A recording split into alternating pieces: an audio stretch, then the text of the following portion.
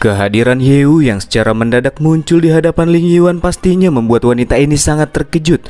Apalagi dia sedang berada dalam keadaan tanpa busana. Namun dalam posisi yang sudah tersudutkan, Ling Yuan masih belum kehilangan akalnya dan berusaha untuk tetap tenang. Ia juga mengira jika Yehu yang bisa tahu tempat kediamannya itu dikarenakan dia sudah mengikuti orang-orang yang dikirim oleh si direktur untuk membunuhnya. Tapi Yehu menyangkalnya sambil mengatakan ngapain juga dia melakukan itu. Toh para penguntit itu sudah menjadi mayat dan menemukan kediaman seseorang itu cukup mudah baginya. Dari sinilah Ling Yuan menyadari bahwasannya bocah yang ada di hadapannya ini sangat berbahaya. Dan karena itulah wanita ini mencoba sedikit menggoda Yehu dengan tubuhnya. Sambil mendekat ke arah Yehu, ia juga mengatakan kalau dirinya sudah lama tertarik dengan sang MC dan mengajaknya untuk membuat aliansi secara diam-diam demi menaklukkan grup Hanmo dan Huang Zheng bersama-sama. Tapi nyatanya itu cuma akal-akalannya saja. Ling Yuan telah menyiapkan belati untuk menikam tengkuk Yehu yang dikiranya masih terdiam karena terpesona dengan kemolekan tubuhnya. Namun ada yang aneh, tiba-tiba saja tubuh Ling Yuan tidak bisa digerakkan.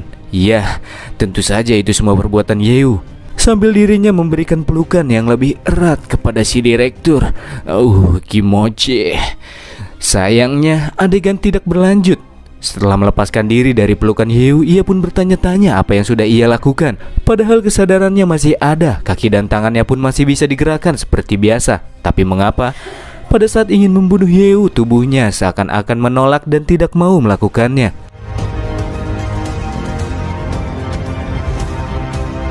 Hingga akhirnya diketahui itu semua dikarenakan Yehu sudah meneteskan racun khusus ke bak mandi Ling Yuan tanpa ia sadari. Dan efeknya ini sangat ampuh, di mana racun tersebut merupakan racun jantung laba-laba, sejenis racun rahasia kuno. Tidak berwarna, tidak berbau, dan durasi racun akan terus diperpanjang pada saat racun menyebar ke seluruh tubuh. Orang yang terjangkit racun ini juga tidak bisa melanggar sang peracun. Intinya ini adalah racun pengendali tubuh dengan durasi yang cukup panjang. Selesai mendengar hal tersebut, wanita ini pun masih tidak percaya. Mana mungkin ada benda dengan efek semacam itu. Dan Yehu pun langsung membuktikannya dengan menjentikan jarinya saja. Tubuh Ling Yuan pun bergerak atas kemauan Yehu dengan mengarahkan belati yang ia genggam ke pangkal tenggorokannya sendiri. Kau boleh mengusikku, tetapi jika mengusik keluargaku, hanya kematianlah yang akan segera kau dapatkan, ucap Yehu. Tapi dia di sini tak akan membunuh Ling Yuan sekarang juga. Itu akan sia-sia. Dan kemudian Yehu pun meminta perangkat akses untuk memasuki ruang sistem Huang Zheng dengan otoritas tingkat tinggi. Meskipun tidak sudi untuk memberikannya, namun dengan tubuhnya yang masih berada dalam kendali racun, Ling Yuan tidak bisa menghentikan tubuhnya yang lantas memberikan perangkat akses yang Yehu butuhkan. Setelah mendapatkannya, ia pun menyuruh si direktur untuk tidur dulu, sedangkan dirinya akan melakukan pertasan untuk masuk ke dalam sistem Huang Zheng dengan menggunakan akun Ling Yuan.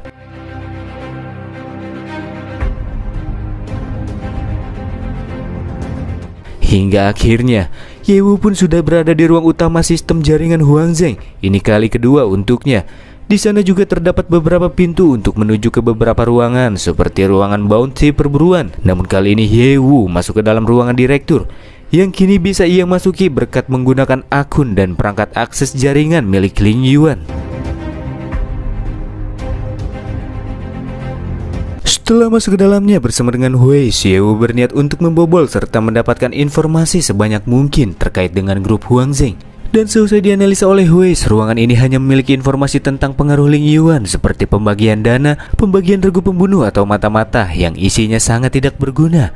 Yehu bertanya kepada Weiss, bisakah mereka menggunakan kemampuan pertasan Master Engineer untuk mendapatkan info tentang dua kekuatan utama lainnya dengan menggunakan otoritas yang ada? Weiss pun menjawab, bisa, dan itu akan sangat mudah untuk mendapatkan info tentang keduanya. Berdasarkan informasi yang baru saja didapatkan Weiss, ia akan menyarankan beberapa hal kepada Yehu untuk menghancurkan grup Huang Zheng dari dalamnya. Yang pertama, memberikan pukulan telak pada keuangan perekonomian Huang Zheng dengan cara membobol sistem mereka dan membocorkan informasi rahasia Huang Zheng yang akan merugikannya dan menyebarluaskannya melalui internet. Dengan menggunakan cara ini, harga saham Huang Zheng akan anjlok parah. Yang kedua, mengurangi pasukan militer Huang Zheng, di mana Weiss menyarankan kepada Yehu untuk menjalankan operasi penghancuran pangkalan cadangan senjata Huang Zheng yang terdapat di beberapa lokasi. Tanpa adanya dukungan persenjataan, mereka akan mengalami penurunan dalam jumlah pasokan militer. Dan yang terakhir, menggunakan otoritas Ling Yuan mengirim mata-mata untuk masuk ke dalam grup Huang Zheng dan melakukan pertikaian di dalamnya, di mana pertikaian ini akan menimbulkan perpecahan yang membuat situasi mereka semakin chaos. Dan itulah saran Weiss untuk menghancurkan Huang Zheng dari dalamnya. Sambil Weiss tertawa jahat, tapi Yeu suka.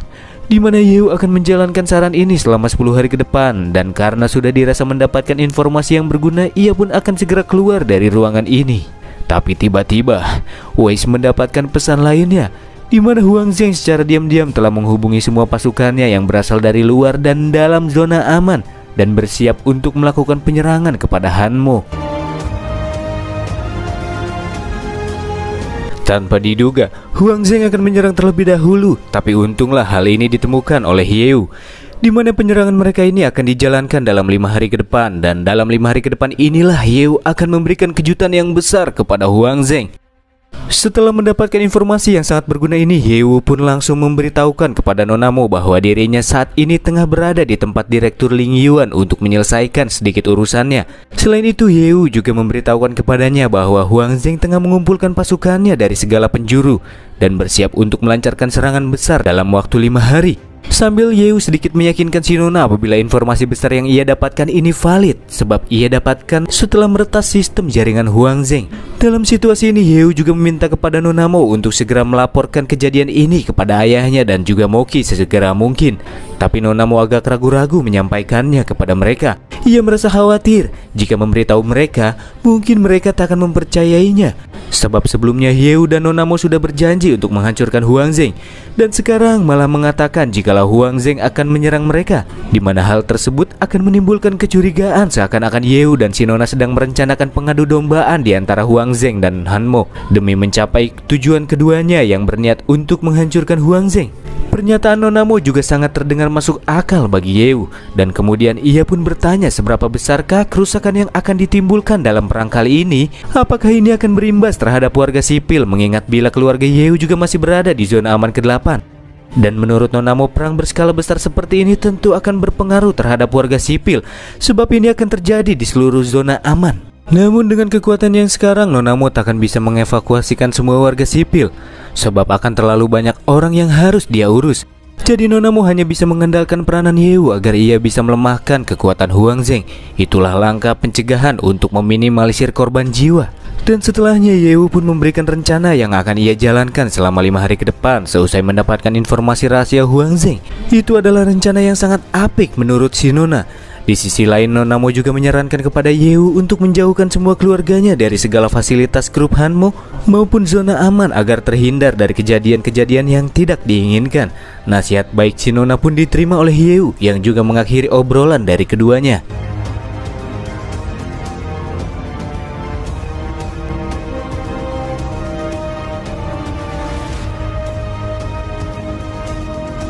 Keesokan harinya, Yeu pun membawa seluruh keluarganya keluar dari zona aman, di mana mereka akan dititipkan kepada orang-orang kepercayaan sang MC, dan mereka pun turun di lokasi pertemuan. Meskipun para ladies ini sangat ingin ikut berperang bersama Yeu, tapi ini tak akan memungkinkan. Mereka hanya akan menjadi beban. Sebab ini bukanlah pertarungan melawan monster, ini adalah perang nyata yang mengharuskan mereka untuk melawan para manusia yang jauh lebih sulit dilawan daripada melawan para monster, mengingat sifat manusia sendiri sulit ditebak dan sangat berbahaya.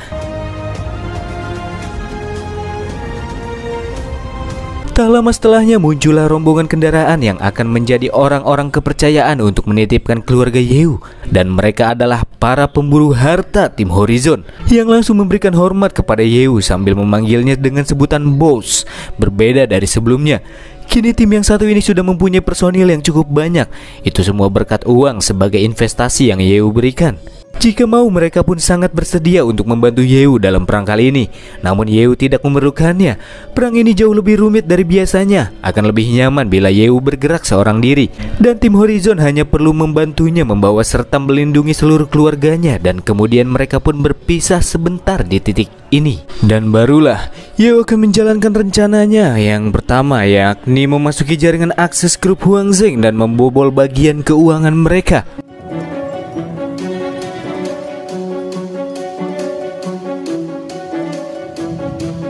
Sementara Yeo menjalankan rencananya, kita akan dialihkan ke ruang pantau data grup Huang Zheng yang berisikan data-data serta informasi penting terkait dengan perekonomian mereka, di mana kita juga akan diperlihatkan dengan ketua pertama dari 3 kekuatan utama grup Huang Zheng yang bernama Huang Fusheng, yang diikuti dengan bawahannya yang melaporkan bahwa saham mereka sedang melambung dengan harganya yang semakin naik, sehingga dana-dana yang dibutuhkan untuk menyerang grup Hanmo sudah siap.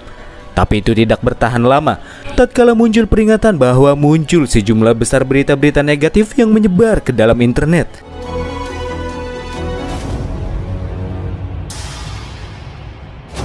Ini sungguh aneh, padahal mereka sudah membayar media-media besar di internet untuk menutupi berita-berita buruk tentang grup Huang Zheng.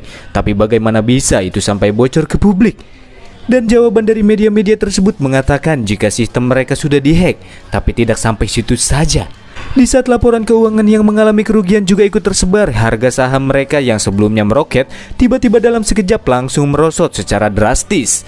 Tentu ini menjadi pukulan yang telak bagi Huang Fusheng yang saat ini tengah dilanda amarah. Namun dia juga tidak bisa berbuat apa-apa sebab si peretas ini sangat licik dan tidak dapat diidentifikasi sama sekali. Yang diikuti dengan Huang Fude yang langsung menghubunginya, yang bertanya mengapa harga saham perusahaan mereka anjlok secara drastis. Tapi sayangnya ia sendiri pun tidak tahu mengapa sampai terjadi seperti ini. Kebocoran data yang mereka alami terjadi sangat cepat dan mendadak. Sambil meneruskan obrolan mereka, kita akan beralih ke tempat Huang Fude yang sedang berada di ruangan rahasia yang posisinya masih belum diketahui. Salah satu dari 3 kekuatan Huang Zheng ini nampak terlihat marah-marah sebab turunnya harga saham juga akan berimbas terhadap rencana mereka yang berniat untuk melakukan serangan kepada grup Hanmo. Tak lama setelahnya muncul pula bawahan Huang Fude yang melaporkan terjadi keadaan gawat di mana gudang persenjataan mereka diserang. Ya, gudang senjata Huang Zheng yang berada di zona aman kedua sedang diserang oleh seseorang yang tidak dikenal. Tapi bukan hanya gudang itu saja, tapi gudang senjata yang terdapat di beberapa zona lainnya pun sudah dihancurkan. Mustahil, bagaimana ini bisa terjadi? Ucap Huang Fude yang mulai berkeringat dingin. Padahal lokasi dari tiap gudang persenjataan ini terdapat di lokasi yang tersembunyi yang dipilih langsung olehnya, dan hanya sedikit orang saja yang mengetahuinya. Ia pun mengira jika terdapat seorang pengkhianat di antara mereka, di mana pengkhianat ini tertuju kepada Direktur Ling Yuan. Sambil menjatuhkan bawahannya yang melaporkan kejadian tersebut, Huang Fude juga menyuruhnya untuk memutar layar CCTV dan melihat siapakah orang yang sudah berani-beraninya menghancurkan gudang senjata yang sudah susah payah ia buat. Dan kemudian terlihatlah sosok tersebut, di mana sosok ini memancarkan api yang menggelegar layaknya sang matahari. Tembakan-tembakan dari senjata tingkat tinggi pun sama sekali tidak berguna di hadapannya. Peluru-peluru yang terlesatkan pun menembus begitu saja melewati tubuhnya, yang membuat para penjaga seperti menembak angin. Dan boom.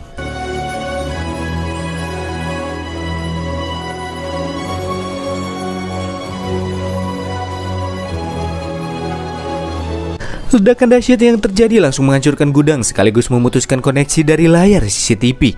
Pastinya hal tersebut membuat Huang Fude menjadi sangat murka. Ia pun kembali berpikir ulang siapakah dalang di balik kejadian ini. Grup Hanmo? Tidak mungkin mereka.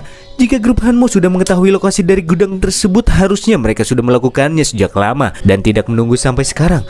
Oleh karena itulah dia akan menjalankan rencana lanjutan secara terpisah. Sementara itu di zona aman ketiga di atap sebuah gedung nampak terlihat kemunculan Yeo yang baru saja menggunakan skill teleportasi dari akun Twin Mage. Itu merupakan skill tingkat tinggi yang sangat membantunya untuk berpindah dengan cepat dari zona satu ke zona yang lainnya. Dan dengan menggunakan strategi ini pastinya grup Huang Zheng takkan pernah menyangka jika gudang senjata mereka yang terdapat di beberapa zona aman dihancurkan oleh satu orang saja. Tapi masih ada beberapa gudang senjata yang masih belum sempat Yeo hancurkan. Tapi itu diperkirakan bisa ia selesaikan dalam satu harian ini. Dari arah zona pertama tiba-tiba saja muncul sinar penghalang yang mengurung sekitar area setempat. Yeo pun berniat untuk pergi ke sana untuk mencari tahu dengan apa yang sudah terjadi dan pergi dengan skill teleportasinya. Tapi nyatanya kemampuan teleportasi Yeo tidak bisa menembus barir tersebut karena itu adalah magic barir tingkat legendaris. Yeo juga sempat mengira-ngira siapakah yang sudah mengaktifkan barir tersebut. Grup Hanmo? Tidak mungkin, karena Nona Mokeer tidak memberikan kabar ini kepadanya. Ataukah itu Huang Zheng? Sebab mereka juga memiliki markas di zona pertama. Dan di saat itu pula Nona Xiu menghubunginya. Ia pun menelpon dalam keadaan panik dan mengatakan bahwa dirinya saat ini berada di black market yang berada di zona kelima. Tapi muncul para tentara bayaran dan orang-orang Huang Zheng di black market dan secara serentak melancarkan pengepungan. Tapi bukan hanya di zona kelima saja, Nona Xiu juga telah mendapatkan kabar dari zona kedua sampai ke-9 bahwa aset-aset grup Hanmo sudah dikepung dan Nona Mo juga tidak bisa dihubungi. Dan kemudian teleponnya pun tiba-tiba terputus. Itu bukanlah pertanda yang bagus. Dan kemudian Yeu pun akan langsung pergi ke sana untuk memberantas para anjing-anjing liar terlebih dahulu.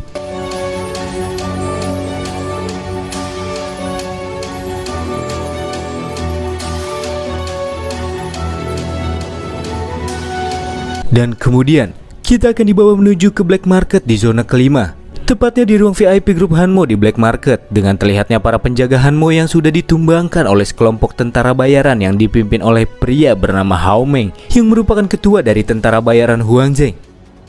Sedangkan Nona Xiu, Miaoya dan yang lainnya tengah berlindung di dalam ruang VIP di dalamnya. Setelah sekian lama mereka bersembunyi, akhirnya pintu ruangan tersebut pun berhasil dijebol oleh para tentara bayaran. Bukan hanya berniat untuk menghancurkan tempat tersebut atas perintah Huang Zheng, namun mereka juga berniat untuk menghilangkan harkat dan martabat para wanita yang berada di sana. Khususnya Nona Xiu yang sangat sulit untuk ditaklukkan. Bret! Bukan hanya ditanggalkan, kostum Nona Xiu juga dibuat robek-robek oleh Hao Meng yang sudah tidak tahan untuk melepaskan hasratnya dan membanting si Nona ke permukaan tanah agar Hao Meng bisa gunakan. Tapi di saat itu pula muncul sosok yang secara cepat muncul dengan kobaran api yang sekilas dengan cepat membakar para tentara bayaran. Sebelum mereka berhasil melepaskan hasratnya, sebagian dari mereka pun langsung berubah menjadi mayat yang kering dan gosong.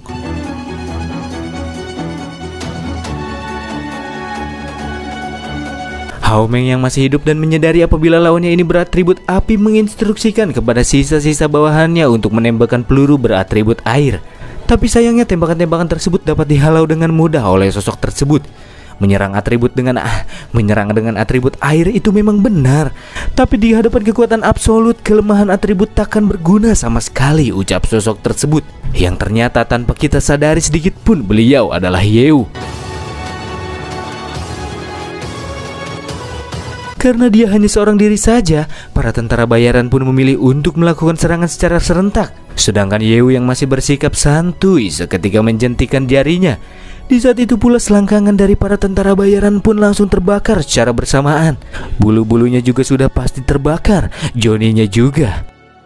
Hao Meng yang minta anak buahnya untuk memadamkan api di selangkangannya malah semakin tersiksa karena mereka memadamkan apinya dengan cara menginjak-injak selangkangannya. Dan sialnya api tersebut sangat sulit untuk dipadamkan. Sambil bersimpu dengan api yang masih terus membakar Johnny-nya, ia pun meminta Yeu agar bisa memaafkannya karena dia hanya disuruh oleh orang-orang Huang Zheng. Minta maaf, itu tidak cukup, musnahlah. Dan kemudian semua tentara bayaran pun tewas dilalap kobaran api yang garang. Dan itu membuat semua wanita yang berada di bawah naungan Hanmo pun terselamatkan. Lalu bagaimana cara keluar dari tempat yang dipenuhi dengan kobaran api ini? Tanya salah seorang wanita. Tentu saja itu adalah hal yang sangat mudah. Yeu pun menciptakan jalur untuk lewat di tengah-tengah kobaran api tersebut. Aksi yang heroik serta ketampanannya pun membuat para wanita jatuh hati. Apalagi mereka semakin terpesona setelah tahu jika pria ini adalah Yeu yang legendaris yang sudah membuat ketua dari tim Mogong tunduk di hadapannya. Setelah sampai di area luar, Yeu juga bertanya apakah Nona Xiu mengetahui barir yang besar yang muncul di zona pertama ini. Tapi faktanya wanita tersebut pun nyatanya baru pertama kali melihatnya. Dia juga mengira jika barir sebesar ini hanya bisa tercipta berkat item tingkat legendaris. Dan sepertinya barir tersebut dibuat oleh Huang Zheng yang telah mengubah rencananya untuk melancarkan serangan lebih awal. Itu sangat di luar dugaan. Ya, karena Huang Zheng sudah memulainya, mau tak mau Yeu juga harus melakukan pergerakan secepatnya untuk bisa memblokir serangan mereka. Dan kemudian ia pun pergi untuk mencari cara untuk menembus dinding penghalang tersebut dan langsung pergi ke markas utama Huang Zheng setelahnya.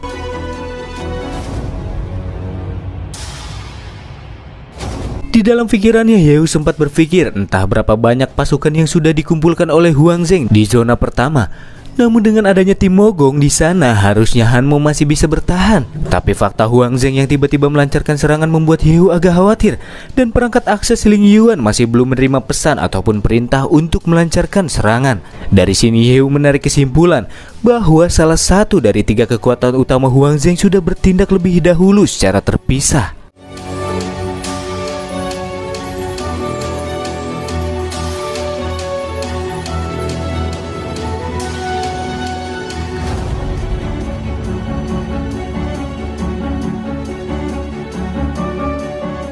Di pertengahan jalan, ia juga sempat menghubungi Ling Yuan yang masih berada di bawah kendalinya dan bertanya kepadanya terkait dengan barir tersebut. Dan kita akan sekalian beralih ke cabang markas Huang Zheng, di mana semua orang sudah mengetahui kondisi Ling Yuan yang tubuhnya berada di bawah kendali Yeu. Dengan kabel-kabel yang terpasang di tubuh wanita ini yang menunjukkan bahwa mereka sedang mengadakan penelitian guna menghilangkan racun yang tertanam di tubuh si direktur. Dan atas pertanyaan Yeu sebelumnya, Ling Yuan pun menjawab jika barir yang menutupi seluruh zona pertama itu dibuat oleh Huang Fude yang basis utamanya terdapat di zona kedua.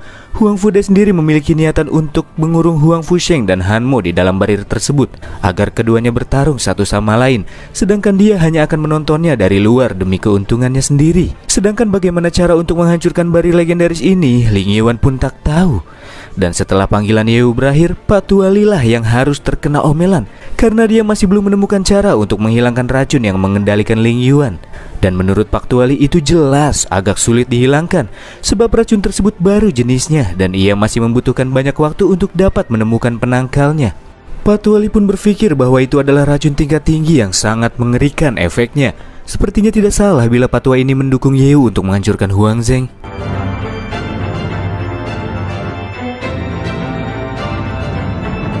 Sementara itu Yeu yang kini telah tiba di zona kedua kemudian mengaktifkan True Eye untuk membaca situasi di sana. Dan diketahui apabila pertempuran di zona kedua sudah dimulai, namun skalanya tidak begitu besar karena Yeu sudah melemahkan pasukan Huang Zheng sebelumnya. Sedangkan Huang Fude sendiri yang menjadi target Yeu nampaknya tidak ditemukan di tempat ini dan sepertinya orang ini akan sulit untuk ditemukan. Dari pencarian yang barusan Yeu lakukan, Wei sempat merasakan kehadiran seseorang yang sepertinya akan menarik minatnya. Wow, siapakah orang yang dimaksud Wei?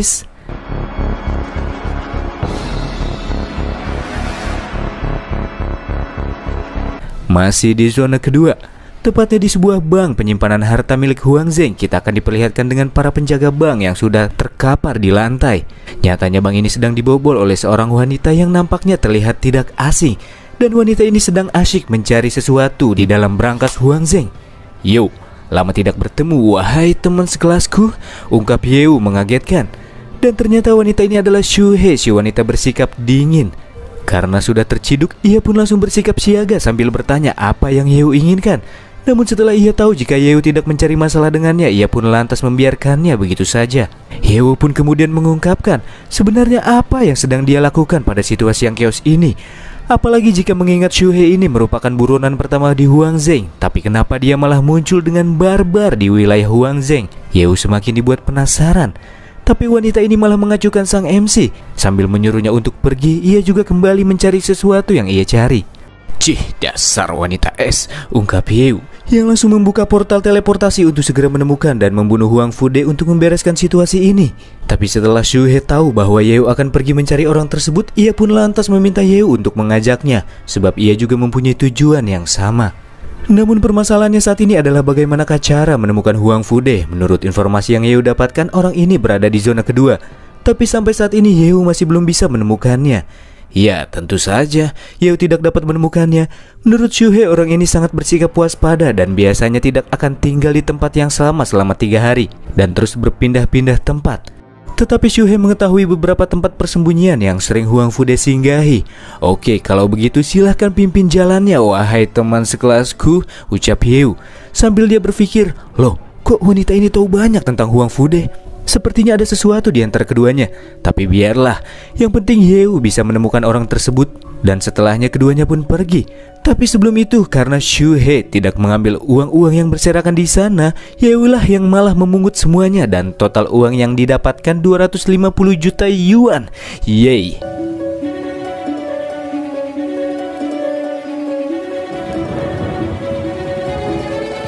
Dan kemudian, setelah mengobrak-abrik beberapa lokasi persembunyian Huang Fude, Yeu masih belum dapat menemukan pria tersebut. Dan kini hanya tinggal satu lokasi lagi yang belum ia kunjungi. Menyaksikan aksi Yeu yang bisa dengan mudahnya memporak-porandakan setiap tempat yang ia datangi membuat Xu He terkejut. Yeu yang sekarang bukan Yeu yang dulu lagi. Kekuatannya yang sekarang ini sangat bombastis.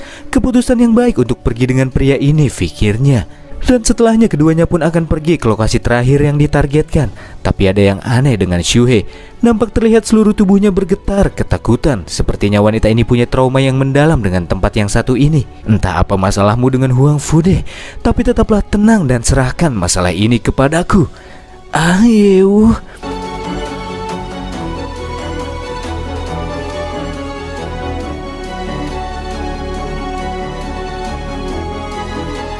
Hingga akhirnya tibalah keduanya di markas persembunyian Huang Fude yang berlokasi di bawah tanah zona ke-8.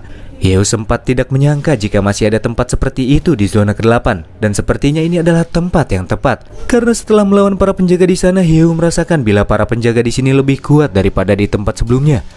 Sesaat setelah keduanya menyusuri ruangan tersebut juga terlihat beberapa sosok bayangan. Ini akan menjadi serangan diam-diam yang dilancarkan lawan, di mana serangan yang tertuju kepada Shuhei ini merupakan serangan kombinasi dari beberapa elemen sihir yang jauh lebih kuat daripada yang sudah-sudah. Tapi kendati demikian, dengan aksinya yang tanggap, Yeo dapat menangkalnya dengan barir. Hal itu juga diikuti dengan kemunculan beberapa sosok yang menyerang sebelumnya. Tapi anehnya, kelima sosok wanita ini mempunyai wajah serupa, hanya rambutnya saja yang berbeda. Dari sini kita semua sepakat untuk menyebut mereka dengan sebutan Super Power Boobs Ranger.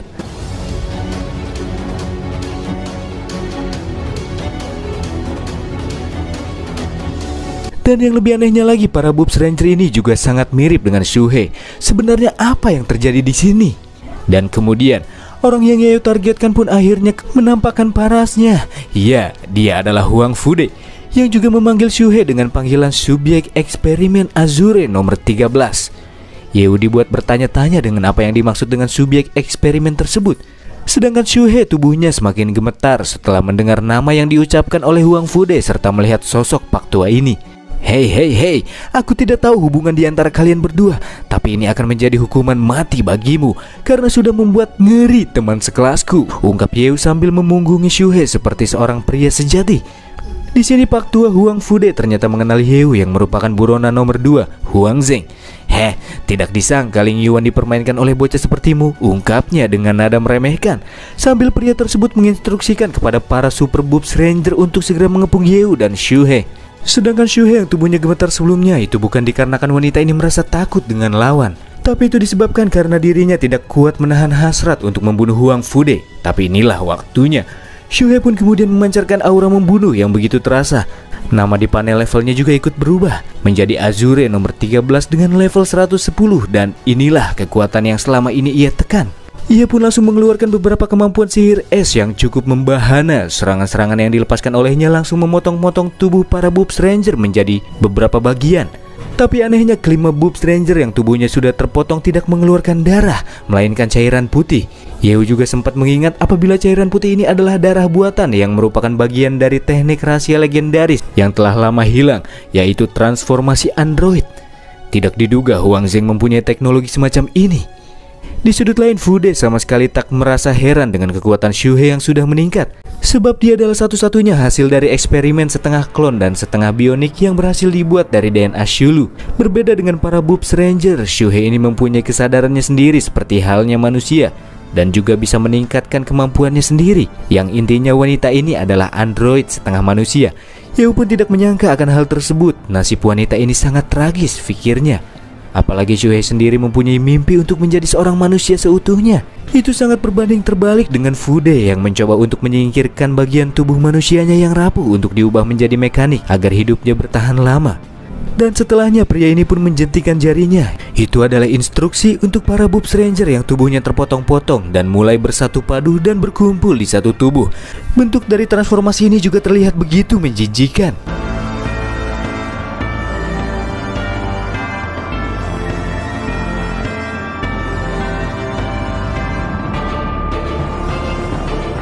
Melihat level musuh yang lebih tinggi darinya membuat Shuhei merasa jika ia tidak bisa menang di dalam pertarungannya ini. Dan itulah mengapa dia bermaksud untuk membuang kesadarannya sebagai manusia dan beralih ke bentuk transformasinya. Hanya dengan cara inilah dia mampu mengalahkan Boobs Ranger. Tapi aksinya ini digagalkan oleh Yeo dengan mengaktifkan skill dari Master Engineering Mechanical Control dari akun MOS yang diarahkan ke dahi Shuhei. Wanita ini pun langsung tidur untuk sejenak dan kemudian menyimpannya di dalam barir. Karena inilah waktunya Yeo menunjukkan aksinya.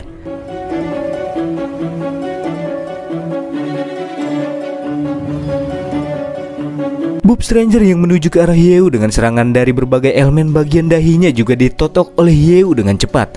Dan seketika tubuh android itu pun kembali tercerai seperti sebelumnya. Sedangkan Fude yang menyaksikan keahlian Yeo dibuat tercengang. Dari apa yang ia lihat bisa dipastikan bila bocah yang akan segera dilawan olehnya ini merupakan seorang engineer di tingkat master. Bocah ini benar-benar tidak bisa dibiarkan.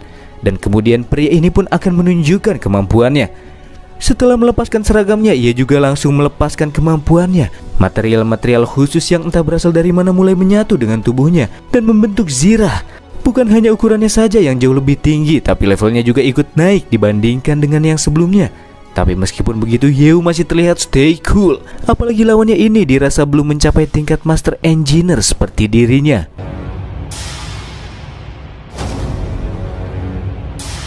Sebagai serangan pembuka, Fude melepaskan banyak rudal yang menghujani sang MC. Dan you know lah apa yang terjadi selanjutnya. Serangan-serangan itu ditahan dengan easy. Wah, meja petarung. Sayang sekali aku tidak memilikinya saat ini. Padahal aku ingin bertarung denganmu menggunakan itu, ungkapnya. Sementara itu Fude kembali melepaskan rudal, tapi kali ini agak berbeda. Karena ini adalah rudal kendali yang akan terus mengejar target ke ujung dunia, yang akan menyerang melalui bokong. Tapi tentu saja Yeu menyadarinya. Ia pun menggunakan keahlian master engineering miliknya. Dan rudal kendali Fude tiba-tiba saja ditumbuhi bunga. Ini juga merupakan bunga mekanik ciptaan Yeu. Sehingga rudal-rudal tersebut kini dikendalikan oleh Yeu yang kembali dilepaskan ke arah Fude. Itu adalah senjata makan tuan. Setelah terkena damage dari serangan sendiri, Fude bertanya-tanya kenapa Yeu bisa menggunakan trik itu. Ya, kau akan tahu begitu naik ke tingkat master. Tapi sepertinya sih kau takkan bisa mencapainya, jawab Yeu, yang semakin membuat lawan jengkel. Itulah kenapa Fude terus-menerus menyerang Yeu meskipun semua serangannya tidak membuahkan hasil. Sambil menahan serangannya dengan santuy dan elegan, Yeu melemparkan pertanyaan. Ini adalah keresahannya.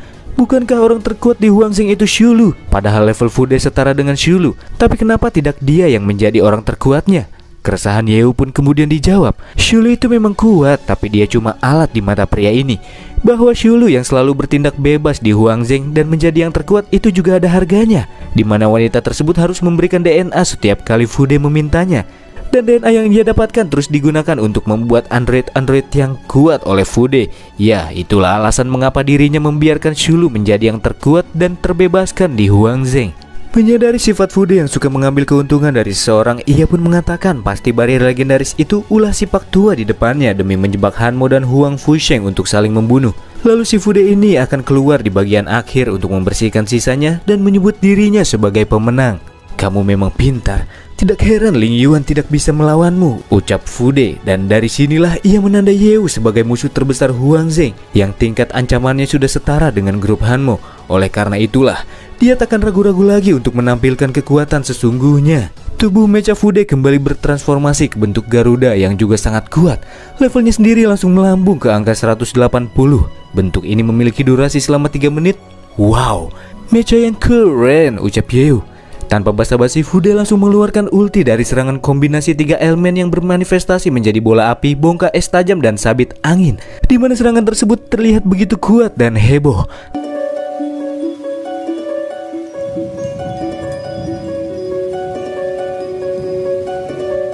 Tapi entah bagaimana caranya Yeu bisa selamat dari serangan barusan dan bahkan sama sekali tidak terluka. Untuk menghormati Fude yang sudah mengeluarkan kemampuan terbaiknya, Yeu juga akan mengeluarkan kemampuan aslinya, di mana Yeu akan mensummon salah satu dari penyihir kembar. Di sisi lain, Fude yang masih berada di dalam mechanya mendapatkan peringatan keras yang mulai mendekat dari langit-langit. Dan kemudian tepat di atas kepalanya muncul sebuah meteor yang menembus dari atas dan langsung mengarah ke Fude.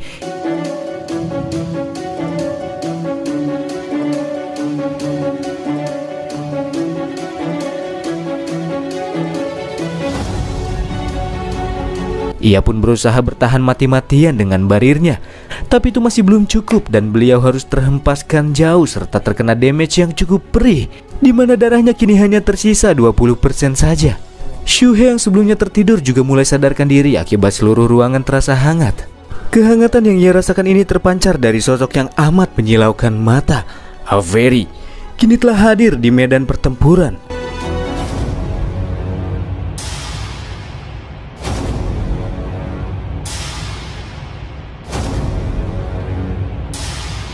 Yang kemudian langsung berlutut tepat di hadapannya Yeu serta berterima kasih karena sang master sudah memanggilnya.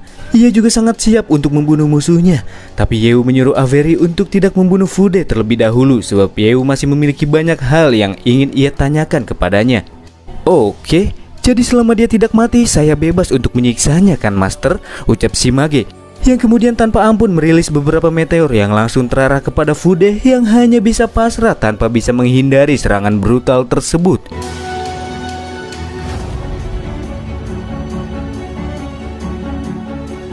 Dari sifat yang ditunjukkan Avery, Yeo pun menyadari apabila sosok yang ia panggil ini bukanlah sosok yang baik hati, lebih tepatnya sih seperti penjahat, sama halnya kayak Shadow King. Namun kekuatan yang ia tunjukkan ini benar-benar overpower, Yeo sendiri mengakuinya. Meski tidak sekuat Shadow King, tapi itu sudah dirasa cukup karena Yeo tidak harus mengeluarkan uang dan tidak ada efek samping setelah ia menggunakan akun yang satu ini. Setelah terkena serangan meteor, Fude kini berada di dalam keadaan sekarat dan sangat memprihatinkan. Tapi tanpa diduga-duga, dengan nyawanya yang masih dibiarkan hidup oleh Yeo, Fude masih mempunyai cara lain. Setelah menekan tombol dari perangkat yang ia pegang, di arah lain sangat terasa energi dingin yang mulai menyebar. Dan itu berasal dari Shuhei yang tubuhnya kini berubah menjadi android yang dikendalikan oleh Fude sepenuhnya. Dengan tubuhnya yang kini dikendalikan, Shuhei lantas menyerang ke arah Yeo. Tapi serangan tersebut juga terus-terusan ditangkis oleh Avery, di mana serangan yang ia tahan terasa begitu lemah sampai-sampai membuatnya bosan. Jadi kenapa tidak kita hancurkan saja wanita ini, Master? Ucapnya. Tidak, jangan bunuh dia. Hah? Kenapa? Ini sangat membosankan tahu. Karena sempat melawan, Shimage malah mendapatkan omelan dari Yeo. Sedangkan Fude yang sudah bangkit lantas berlindung di balik punggung Shuhei. Ia memanfaatkan momen ini setelah tahu apabila Yeo tidak rela menyerang wanita tersebut. Ya, sepertinya pilihan Yeo sudah salah karena telah membiarkan Fude untuk tetap hidup. Itulah mengapa sekarang ia takkan segan-segan lagi dan langsung menginstruksikan Avery untuk segera membabatnya. Namun serangan yang dilepaskan Avery dihalau oleh Shuhei, sedangkan Fude berniat untuk melarikan diri setelah tahu jika Yeo ini tidak bisa ia lawan. Ia juga langsung membuka portal teleportasi kecil untuk bisa melarikan diri. Dalam situasi ini Yeo pun berpikir, jika Shuhei terus menahan serangan Avery maka lambat laun ia akan segera wafat. Jadi daripada membunuh Huang Fude lebih dulu, ia akan lebih memilih untuk memprioritaskan menyelamatkan nyawa Shuhei sekarang. Hingga akhirnya Fude pun berhasil kabur masuk ke dalam portal. Namun sebelum itu ia berjanji akan membangun kekuatannya yang lebih besar dan menyelesaikan masalah ini di kemudian hari. Itu akan menjadi hari kematianmu, Yeo. Ucapnya sambil tersenyum karena ia sudah berhasil melarikan diri. Tapi dia tidak tahu apabila Avery sudah menandainya dengan sihir. Meskipun lari ke ujung dunia sekalipun ia bisa ditemukan dengan mudah. Oke, nice. Jadi sekarang adalah waktunya fokus menyelamatkan Shuhei dengan menggunakan metode Yeo. Sementara itu di sisi lain Shuhei yang sudah batuk-batuk darah masih terus mencoba untuk membuka serangan. Sedangkan Yeo berjalan dengan perlahan sambil Avery menangkis setiap serangan yang muncul dari arah depan dan berperan untuk membuka jalan. Setelah Shuhei batuk-batuk dan menghentikan serangannya, Yeo lantas bergerak cepat ke arah target sambil beralih ke akun mouse dan mentotok dahi wanita tersebut untuk membuatnya kembali tidur. Setelah merebahkan Shuhei di lantai, Yeo langsung menyuruh Waze untuk memindai tubuh wanita tersebut untuk mencari tahu kesalahan di tubuhnya untuk dimodifikasi dan dibenahi. Pemindaian ini juga berlangsung dengan singkat, dan ia kemudian mendapati selain terdapat perangkat sistem untuk mengontrol tubuh Shuhei, ada pula self-explode atau bom bunuh diri yang tersembunyi di dalam tubuhnya, dan itu mempunyai daya ledak yang sangat kuat. Wah, nasib baik Yeo membiarkan Huang Fude pergi sebelumnya. Jika tidak, mungkin akan ada kesempatan baginya untuk meledakkan Shuhei apabila Huang Fude dalam kondisi yang tersudutkan. Dan kemudian modifikasi pun dijalankan dengan melepaskan sistem kendali Shuhei serta bom bunuh diri yang terdapat di dalam tubuhnya.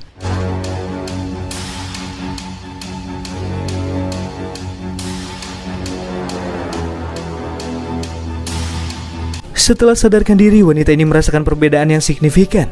Tubuhnya kini terasa bugar dan lebih enjoy, seakan-akan merasakan kebebasan yang belum pernah ia rasakan sebelumnya. Apakah ini perbuatanmu, Yeo? Yeo pun mengiyakannya. Tapi sayangnya ia tidak dapat mengubah tubuh mekanik Shuhei menjadi tubuh yang nyata seperti manusia. Tentu saja, sebab itu semua di luar kemampuan manusia. Tapi bagi Shuhei, Yeo sudah melakukan terlalu banyak hal untuk membantunya. Apalagi ia telah menghilangkan kendali tubuh atas Huang Fude. Ini bagaikan kehidupan kedua baginya. Entah bagaimana untuk membalas perbuatannya. Demi membalas semua perbuatan Yeo, ia juga sudi untuk menyerahkan seluruh jiwa dan raganya kepada sang MC. Oh, Jika kamu sangat memaksa ingin membalasku, maka beri aku uang. Aku masih kekurangan banyak uang, ucap Yeu, dan itu juga membuat Shuhei merasa heran. Dan kemudian ia pun langsung mentransfer 500 juta kepada Yeu. Itu adalah jumlah yang sangat banyak. Yeu pun bertanya kenapa ia bisa punya uang sebanyak itu. Shuhei pun menjawab bahwa itu semua adalah uang yang sudah ia kumpulkan setelah berkelana ke berbagai zona aman, sambil mencari cara untuk dapat melepaskan sistem yang mengontrol tubuhnya demi mencapai kebebasan. Oh, pantas anak ini sering hilang-hilangan, pikir Yeu sambil bertanya dengan apa yang akan Shuhei lakukan selanjutnya. Ya, karena kebebasan yang kini ia rasakan itu semua berkat Yeu, Shuhei memutuskan untuk membantunya menghancurkan Huang Zheng. Meskipun sangat ingin membantunya, tapi di sini Yeu tidak mengizinkannya karena kondisi Shuhei masih lemah dan lebih baik ia memulihkan dirinya terlebih dahulu. Jika ikut berperang, kemungkinan besar dia cuma akan menjadi beban saja. Oleh karena itulah, mau tak mau Shuhei harus pergi untuk memulihkan dirinya terlebih dahulu sambil melemparkan senyuman hangat kepada Yeu. Setelah kepergiannya, Yeu bertanya apakah Huei sudah memodifikasi kepribadian Shuhei. Dia tidak seperti Shuhei berkepribadian es seperti yang Yeu kenal sebelumnya. Hehe master, Anda ini masih terlalu muda untuk mengetahui apa itu cinta. Gadis dingin seperti ini akan menjadi sangat panas saat merasakan cinta di hidupnya. Setelah menyusuri tempat tersebut, sampailah ia di ruang kontrol. Dan dengan kemampuan Huei, hak kendali dari tempat itu kini telah diambil alih olehnya. Yang di saat itu pula, ia menemukan sesuatu yang tidak terduga. Dan itu merupakan sebuah jalur rahasia yang mengarah jauh ke dalam tanah. Karena merasa penasaran dengan tempat yang satu ini, Yeo pun akan menjelajahi tempat tersebut. Siapa tahu akan ada banyak harta yang bermanfaat baginya. Yeu dan Wes pun kini menyusuri sebuah lorong. Sampai pada akhirnya keduanya pun menemukan sebuah ruangan yang nampak terlihat sangat kuno, yang merupakan tempat di mana Huang Fude menciptakan pasukan-pasukan androidnya. Dan diperkirakan Shuhei juga lahir di tempat ini. Setelah dipindai oleh Wes, diketahui tempat ini merupakan sebuah laboratorium peninggalan zaman kuno. Dan teknologi-teknologi tersebut nampaknya dikuasai dan diwariskan kepada Huang Zheng. Meskipun android-android yang tergantung di sana bagaikan besi-besi tua usang yang sudah tidak bisa digunakan, tapi di tangan master seperti Yeu, semua itu dapat diubah menjadi harta karun. Ya, dengan begitu banyak tubuh android yang super cantik, Wes yang cukup binal membujuk Yeu untuk mengubah para android tersebut menjadi pasukan harem. Saranmu cukup bagus, tapi Wes pun langsung terkena beberapa pukulan di ubun-ubunnya. Yeu tidak menginginkan pasukan seperti itu karena dia cuma mau pasukan legion biasa yang bisa membantunya di dalam sebuah pertarungan. Dan kemudian Wes pun mengidentifikasi tubuh android terlebih dahulu supaya bisa diaktifkan. Dan diketahui pada dasarnya tubuh utama dari android ini sebetulnya sudah selesai, tetapi mereka masih butuh energi inti untuk dapat mengaktifkannya. Dan untuk membuat energi inti ini, Yeu bisa menggunakan magic crystal berlevel tinggi. Dan itu cukup mudah, sebab ia mempunyai banyak magic crystal berlevel tinggi. Dan ia pun langsung membuat 30 energi inti untuk mengaktifkan 30 android demi membentuk sebuah pasukan. Tapi sebelum itu, Wes terlebih dahulu memilah-milah android yang masih oke, sambil menjelaskan kepada Yeu bahwa ia juga harus memodifikasi sistem dasarnya terlebih dahulu agar para android ini bisa mematuhi perintahnya. Dan sebelum mengaktifkan semuanya, demi tahap uji coba akan dilakukan ke 6 buah android dahulu. Hingga akhirnya 6 android pun aktif. Tapi tiba-tiba saja android-android tersebut lantas berlari ke arah Yeu. Sepertinya ada yang salah di sini. Dan mereka pun langsung menggerayangi tubuh sang MC. Wes, apa yang sebenarnya terjadi di sini? Tanya Yeu. Dia pun tertawa jahat. Ya, sudah pasti itu semua ulah Wes. Dasar kampret, cepat ubah lagi sistemnya. Seusai kejadian tersebut, dengan sistem para android yang sudah dinormalkan, Yeu langsung menyuruh Wes untuk memperlihatkan lokasi dari benteng-benteng yang mentransmisikan energi ke barir yang menyelimuti zona pertama. Dan didapati bahwa terdapat 3 titik yang mengirimkan energi ke barir tersebut, di mana Yeu juga lantas menurunkan ke 6 androidnya untuk pergi menghancurkan ketiga titik tersebut yang akan diisi oleh 2 android dari tiap timnya. Dan mereka pun berangkat.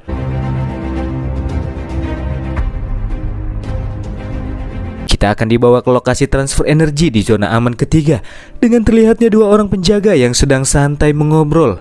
Melihat betapa santainya mereka, sepertinya Huang Fude masih belum mempublikasikan dengan masalah yang orang itu alami. Yeo yang sudah tiba di sana juga menyadari dari seragam tempur yang mereka kenakan, bisa dipastikan bahwa mereka ini berasal dari grup Tian Chuang yang sebelumnya sudah melakukan pengkhianatan kepada Hanmo dalam insiden Kashiwa Akao dan kini beraliansi dengan Huang Zheng. Setelah menampakkan dirinya, ia pun langsung ditodong karena Yeo adalah orang asing dan bukan anggota mereka. Dan sepertinya kedua orang penjaga ini masih belum mengetahui identitas dari bocah yang mereka todong. Dan di sini Yeo mengakui jika dirinya cuma warga sipil biasa. Oh, cuma warga sipil biasa ya, ucap seseorang dari arah lain. Dan ternyata itu adalah Kapten Wang dan Shen Bing yang waktu itu tuh, kalian ingat kan? Kapten Wang juga menyuruh dua anak buahnya mundur dan jangan memprovokasi bocah yang tiba-tiba muncul ini.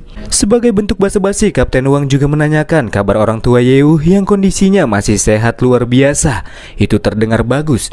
Tetapi sebagai orang Hanmo, karena datang ke sini, sepertinya tujuanmu untuk itu kan? Ungkapnya. Dan benar, memang itulah tujuannya, di mana Yeo bermaksud untuk menghancurkan perangkat pusat titik transmisi energi yang ada di sini. Dan Yeo juga berharap agar mereka tidak menghentikan niatnya agar tidak ada korban jiwa yang berjatuhan. Setelah mengutarakan tujuannya, salah satu penjaga sontak marah dan kembali mengarahkan senapan ke arah Yeo. Namun Kapten Wang langsung menghentikan aksi anak buahnya ini jika dia masih ingin hidup. Di sisi lain, Yeo juga tidak ingin melawan karena si kapten adalah orang baik. Tetapi jika dia tetap ingin melawan, maka Yeo takkan segan-segan. Tak lama setelahnya, Kapten Wang juga mendapatkan laporan benteng energi di zona 3, 4, dan 5 telah diserang oleh wanita berlevel 100-an. Dan dia juga menyadari apabila itu semua adalah bagian rencana dari sang MC. Dan Yeo pun membenarkannya. Untuk itulah, Yeo akan memberikan dua pilihan kepada si kapten: terus mengikuti Tian Chuang dan menjadi antek-antek Huang Zheng dan melanjutkan hidup tanpa masa depan, atau beralih ke sisi Yeo dan membantunya menghancurkan Huang Zheng. Dengan pilihan yang Yeo berikan, para penjaga seakan-akan barusan seperti mendengar lelucon dari seorang bocah. Tapi Kapten Wang yang mengetahui kekuatan dan identitas Yeo langsung memilih untuk beralih mendukung Yeo daripada harus tinggal di grup Tian Chuang yang masa depannya suram. Intuisi serta pengalamannya lah yang mengatakan untuk mendukung seseorang yang tidak terduga seperti Yeo. Sedangkan dua bawahannya yang menganggap kaptennya sudah gila tidak akan ikut bersamanya dan memutuskan untuk tetap tinggal dan langsung pergi untuk melaporkan kejadian tersebut. Sedangkan Shen Bing tentu saja akan mengikuti sang kapten dan kemudian bergegaslah ketiganya untuk menjalankan rencana Yeo. Tapi tiba-tiba, tikaman cepat langsung dilayangkan oleh si pria berambut putih ini. Namun tentu saja, itu dapat ditangkis dengan mudah oleh Yeo. Biasanya orang-orang yang menyerangku dari belakang akan tewas secara mengenaskan, ungkapnya. Shen Bing, apa yang baru saja kau lakukan? Hei kapten, apakah kau masih ingat dengan Qin Lu? Ya, Yeo lah yang telah membunuhnya. Dan kemudian ia pun memperjelas bahwa sebelumnya ada seseorang anggota yang selamat dari zona ke-9 dan memberitahunya bahwa pada saat Qin Lu dibunuh oleh monster, Yeo berdiri tepat di sampingnya dan membiarkan wanita tersebut mati di tangan monster tersebut. Padahal bisa saja Yeo menyelamatkannya. Dan ini merupakan balas dendam Shen Bing sebab ia merupakan kekasih dari wanita tersebut. Oh, rekanmu melihatnya ya?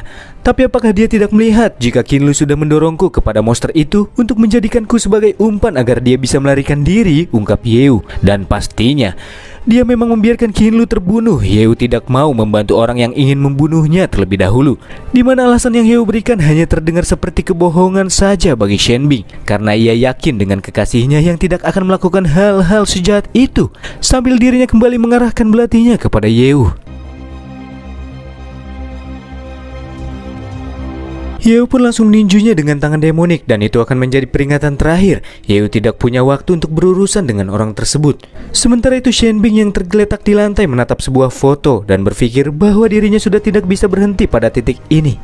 Ia pun lantas menenggak sebuah ramuan misterius dan diketahui bernama Beast Chemical Potion yang seketika mentransformasikan dirinya ke bentuk monster dengan levelnya yang juga melambung dengan pesat.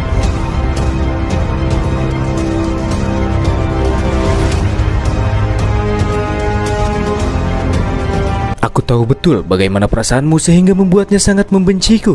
Tapi, karena kau telah memilih jalan ini, maka takkan ada jalan untuk kembali, ucap Yeo. Yang juga lantas menghabisi Shen Bing dengan serangan secara instan.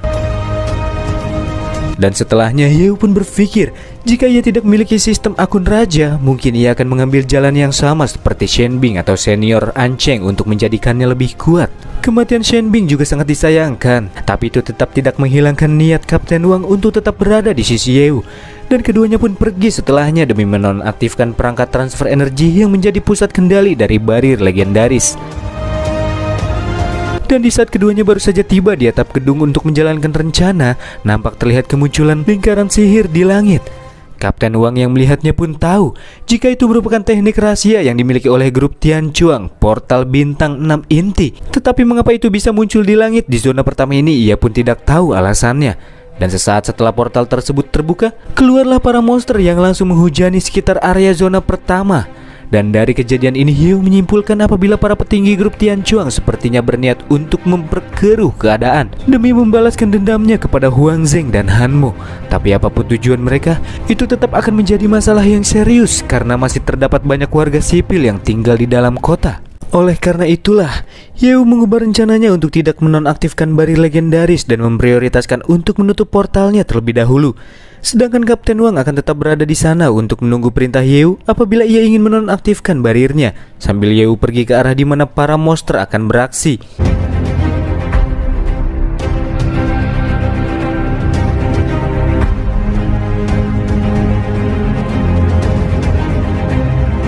Sementara itu di dalam markas utama Hanmo yang terdapat di dalam zona pertama, dengan terlihatnya Mozun, Moki dan Mokeer yang juga sedang menyaksikan malapetaka di mana munculnya para monster dan portal yang baru saja terbuka di perbatasan zona ke-1.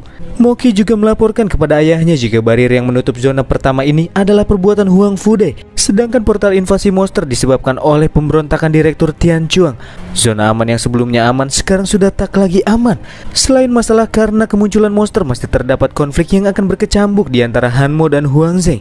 Dalam situasi ini, Nonamo hanya bisa berharap kepada Yeo untuk bisa menyelamatkan para warga sipil di luar zona pertama yang tidak mendapatkan perlindungan dari barir.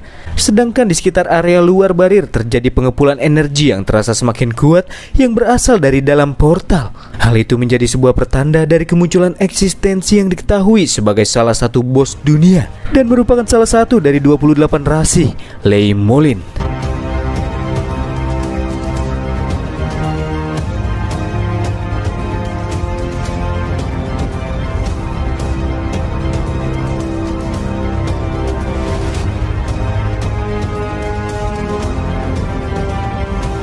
Sesaat setelah kemunculannya, makhluk tersebut lantas berniat untuk menghancurkan barir legendaris.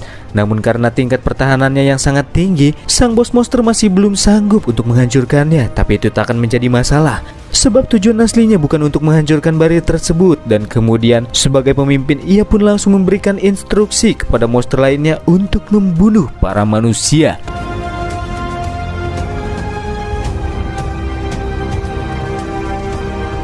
Di sisi lain, Yeo yang sudah di tempat kejadian perkara menyadari bahwasannya Lei Molin ini merupakan bagian dari 28 rasi seperti Kashiwakao. Hanya saja levelnya 2 kali lipatnya dan dirasakan sangat sulit untuk dihadapi tanpa akun Shadow King. Dan untuk menghindari lebih banyak korban jiwa, Yeo berencana untuk menyeret makhluk tersebut ke zona yang sedikit orang tinggali. Sedangkan monster ecek-eceknya Yeo akan serahkan kepada para pasukan androidnya, yang kemudian secara serentak langsung diberangkatkan ke medan pertempuran dan memulai operasi pemusnahan para monster.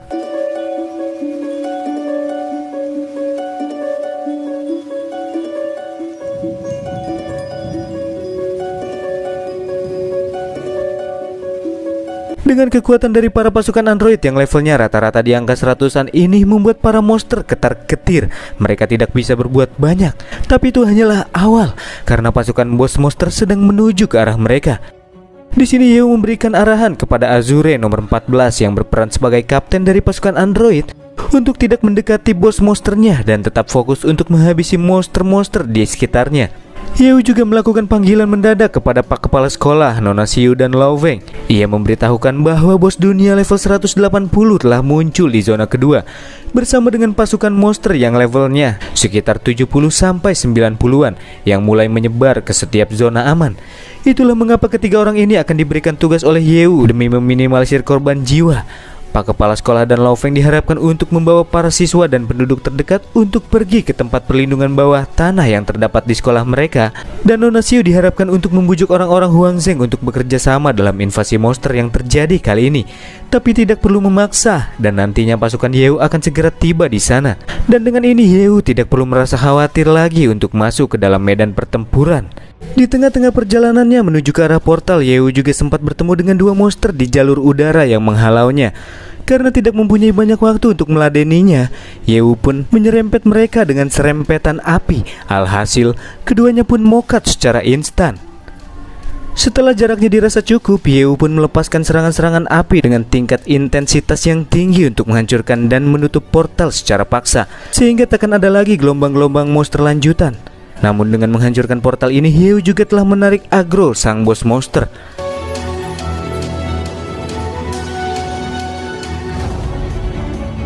Tapi nampaknya fokus bos monster tidak teralihkan kepada Yeo dan mengabaikan portal yang baru saja Yeo hancurkan.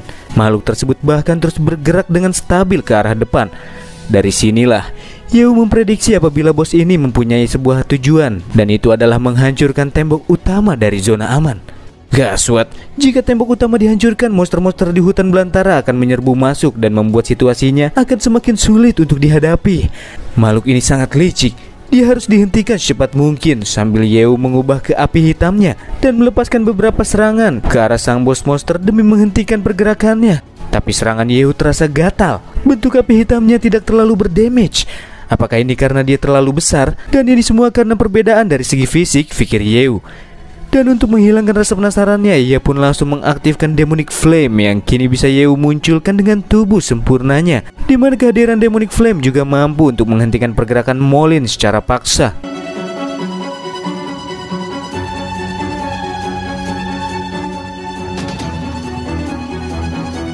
Dengan kekuatan selemah ini, kau bermaksud untuk menghentikanku?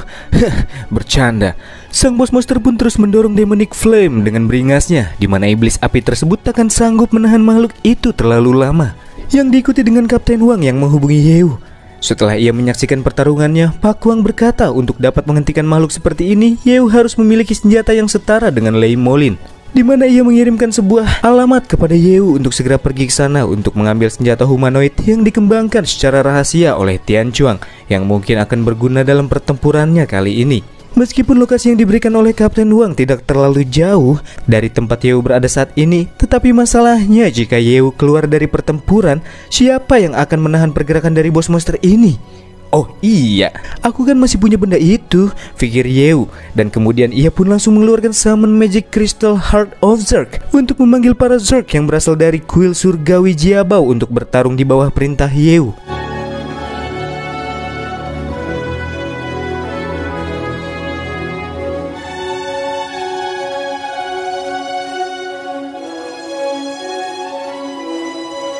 Kemunculan para Zerg yang entah berasal dari mana ini mulai membuat para warga yang masih belum sempat berevakuasi mulai dilanda kepanikan. Namun nyatanya para Zerg yang muncul ini sama sekali tidak melirik para manusia dan mengabaikan mereka dengan melewatinya begitu saja. Di mana momen yang terjadi saat ini juga membuat para warga semakin merasa heran, sebab para Zerg yang muncul malah menyerang sang bos monster.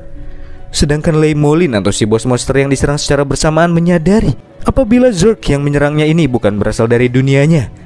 Tapi mengapa mereka sudi untuk melindungi manusia dan menyerang sesama monster? Itulah yang membuat bos monster ini berpikir keras.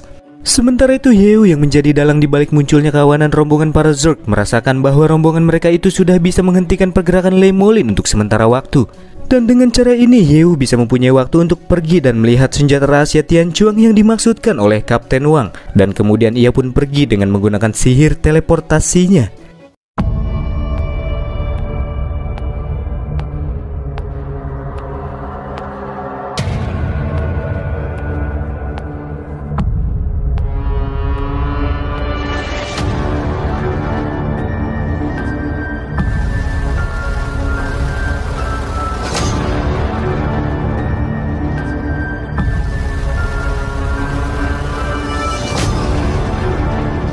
Hingga akhirnya sampailah ia di sebuah pangkalan rahasia bawah tanah grup Tian Chuang, di mana kita juga akan langsung diperlihatkan dengan bentuk dari senjata rahasia yang Yeo cari dan akan ia gunakan nantinya.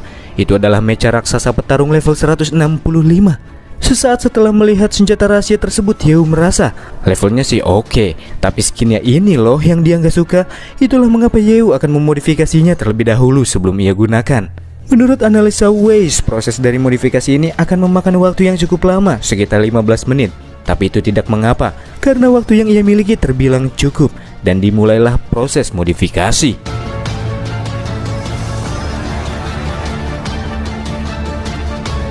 Hingga akhirnya modifikasi pun selesai, di mana mecha tersebut telah berubah bentuk seperti mecha yang Yeu buat di dalam dungeon surgawi yang hilang sebelumnya. Dan inilah bentuk mecha yang sangat ideal menurutnya. Dan tanpa basa-basi bergegaslah dirinya kembali ke medan pertempuran demi melawan bos monster dengan senjata terbarunya ini.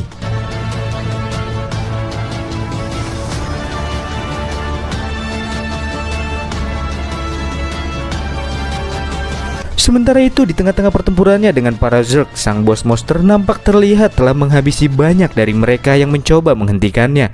Di sisi lain juga nampak terlihat dua orang yang berasal dari sebuah media yang berniat untuk meliput berita tentang kejadian langka yang terjadi.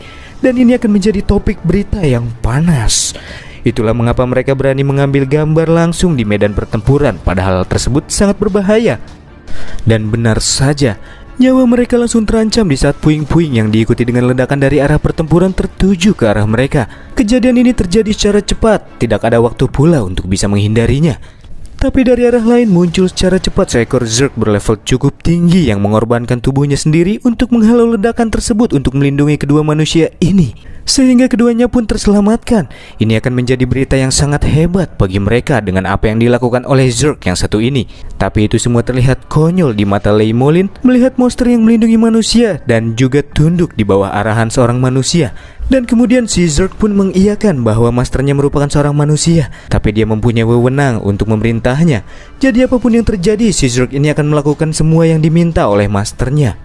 Oh, apakah mastermu bocah itu? Harga diri para monster sudah jatuh karena kalian para Zerg, dasar sampah, ucap Lei Molin yang terus menginjak-injak Zerg tersebut yang juga menjadi akhir baginya. Tapi kematian dari Zerg yang satu ini membuat dirinya merasa tidak menyesal karena ia sudah menyelesaikan tugas yang diberikan oleh masternya. Tugas apa? Dan di saat itu pula si bos monster terkena serangan misil dari arah bokong. Dan ya, tembakan dari tiap misil yang tertuju ke arahnya berasal dari Yeu dengan mechanya yang kini telah hadir di dalam medan pertempuran.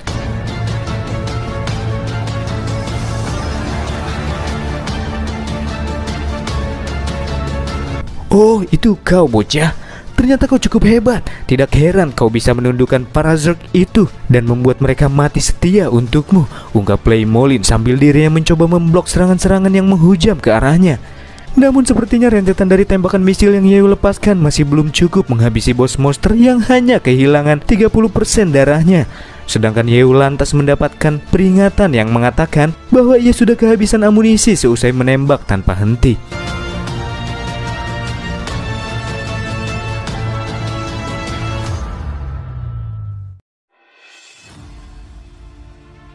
Di mana hal tersebut juga menunjukkan apabila darah yang dimiliki oleh makhluk ini sangat tebal.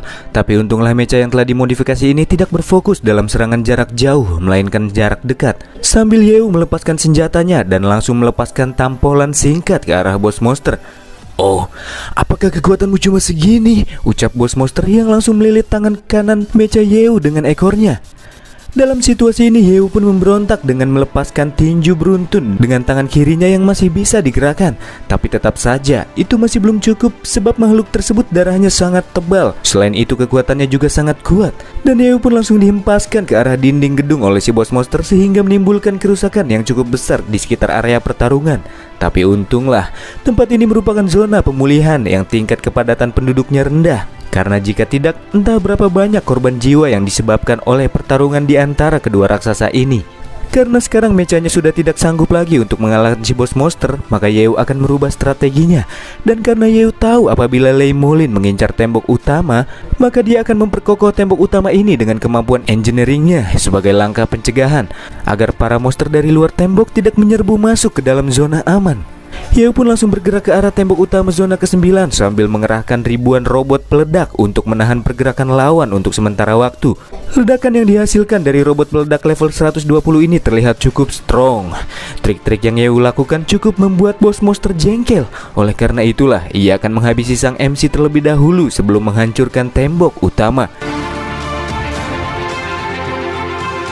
Sedangkan Yeu sendiri baru saja selesai memperkokoh tembok utamanya. Luar biasa. Ternyata kau sudah menyadari rencanaku ya? Apa kau juga yang membunuh Akau? Ucap bos monster. Tapi semua yang Yeo lakukan menurutnya hanya sia-sia. Selain masih bisa menghancurkan tembok yang sudah diperkuat, makhluk ini juga mengatakan bahwa dirinya masih mempunyai banyak pasukan monster. Di mana ucapan tersebut membuat Yeo bertanya-tanya dengan apakah yang ia maksud. Dan di tengah-tengah kebingungannya ini, Azure 14 pun menghubungi Yeo dan melaporkan bahwa telah terjadi keadaan yang darurat. Telah muncul portal baru di zona aman kedua, dan pasukan monster terus-menerus berdatangan. Dan kemudian Azure 14 pun mengirimkan gambar dari portal yang muncul. Dari bentukannya pun terlihat jika portal ini bukan sembarang portal seperti portal-portal pada umumnya. Dan itu baru saja terbuka di zona kedua yang kemungkinan besar inilah tujuan mereka. Sial, ini pasti strategi awal yang mereka lancarkan, pikir Yeo. Menggunakan bos monster sebagai umpan, dan di sisi lain mereka memanfaatkan kondisi ini untuk melancarkan strategi aslinya. Nampaknya monster-monster tingkat tinggi sudah mengembangkan kecerdasannya. Tak lama setelahnya, mecha Yeo juga berhasil dihancurkan oleh Lei Molin. Ini adalah perpisahan bagi Yeo, tatkala mecha yang kini tubuhnya hanya tinggal sebagian meledakkan dirinya. Sedangkan Yeo keluar melalui jalur udara. Karena dirasa sangat berbahaya, Yeo juga bermaksud untuk secepat mungkin pergi ke zona 2 untuk sesegera mungkin menutup portalnya. Namun sebelum itu Yeo harus mencari cara untuk membabat sang bos monster secara cepat. Di saat itu pula, jauh di atas langit nampak terlihat matahari dan bulan muncul pada saat yang bersamaan. Entah mengapa fenomena ini bisa terjadi, tapi yang pasti kejadian tersebut bagaikan sebuah isyarat bagi Yeo untuk mengaktifkan akun Twin Match secara bersamaan. Dan ia pun bertanya kepada sistem bisakah hal itu dilakukan. Dan menurut sistem hal itu bisa saja dilakukan, tapi itu tidak disarankan karena konsumsi mana akan menjadi 4 kali lipat dari biasanya. Dan setelah selesai menggunakannya, Yeo akan terkena debuff yang membuatnya tidak dapat menggunakan sihir apapun dalam 24 jam. Sebelum bos monster melancarkan serangan ke arah Yeo, entah apapun konsekuensi yang akan diterimanya nanti, ia pun langsung mensummon sang penyihir kembar. Di tengah-tengah perjalanan ke arah Yeo, pergerakan bos monster seketika terhenti di saat lingkaran sihir yang muncul secara tiba-tiba mengekang dirinya. Di saat itu pula muncul serangan dua arah. Sihir tersebut bagaikan bulan dan matahari yang menghimpit sang bos monster di tengah-tengahnya. Di mana hal itu diikuti dengan kemunculan penyihir kembar secara bersamaan.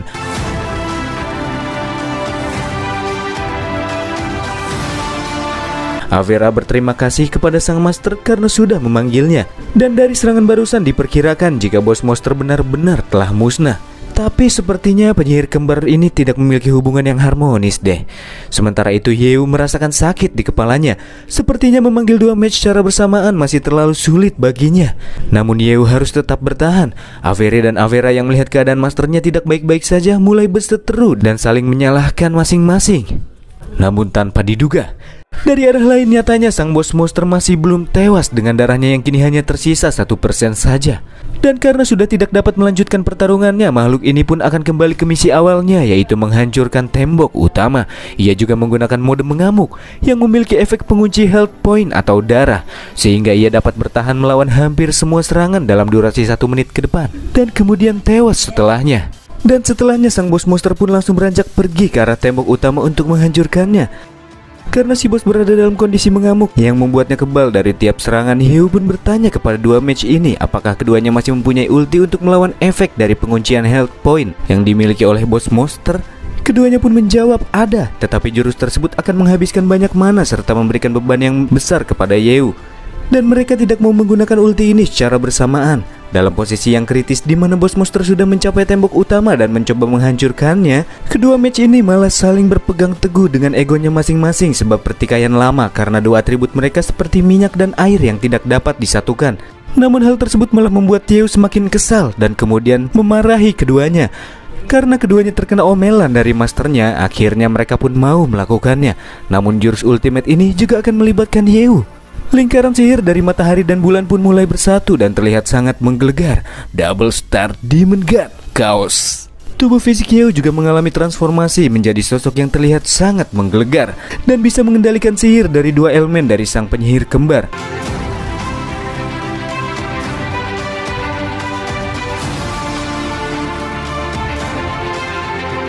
Sementara itu di sisi lain, Lei Molin sudah hampir menghancurkan pertahanan tembok utama. Dia tidak peduli dengan serangan apapun sebab masih terdapat efek pengunci health point yang membuatnya sangat percaya diri. Namun dari arah belakang nampak terlihat sosok yang telah menyiapkan jurus eksekusinya, yang seketika itu pula membawa sang bos monster ke sebuah dimensi tanpa haluan, yang diperkirakan tempat ini merupakan domain yang dibuat oleh kekuatan kaos. Sedangkan bos monster yang dibawa ke dalam domain tersebut masih sangat percaya diri dengan efek dari pengunci HP yang ia miliki. Takkan ada serangan apapun yang berguna, ucapnya. Namun kepercayaan dirinya itu takkan bertahan lama. Di sini Yeo melepaskan sihir ruang dimensi, Sun and Moonshine. Sinar dari matahari dan bulan yang terpancar secara bersamaan ini terlalu fantastis, di mana tubuh dari sang bos monster lenyap menghilang tanpa meninggalkan sedikit pun residu dari tubuhnya.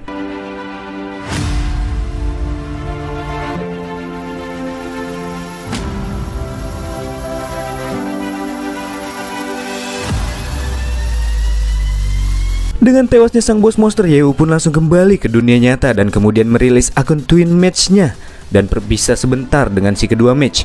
Yeo yang baru saja mendarat di permukaan merasakan perasaan yang aneh dan sangat tidak nyaman, yang diikuti dengan kemunculan notifikasi sistem yang mengatakan di dalam pertarungan barusan Yeo telah menghabiskan 40% dari akumulasi mana miliknya, serta terkena debuff tidak dapat menggunakan sihir selama 24 jam dan juga tidak dapat mensummon Twin Match dalam waktu 120 jam ke depan atau 5 hari.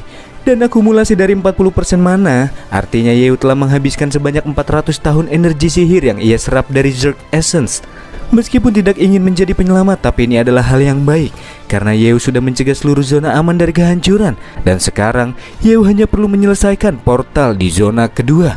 Namun sebelum beranjak pergi, tak lupa pula Yeo memungut drop item yang dijatuhkan oleh bos monster, yang diantaranya adalah 80 juta XP, 10 juta mana point, dan 150 juta gold, magic crystal epic level 160 500 pieces, kunci teritorial untuk membuka wilayah kekuasaan bos dunia, Demon Wings untuk membantu meningkatkan pertahanan dan kecepatan terbang, serta kualifikasi untuk berjalan di dimensi iblis. Ya, memang tidak banyak drop item yang Yeo dapatkan, tetapi kualitas dari item-item tersebut sangat tinggi.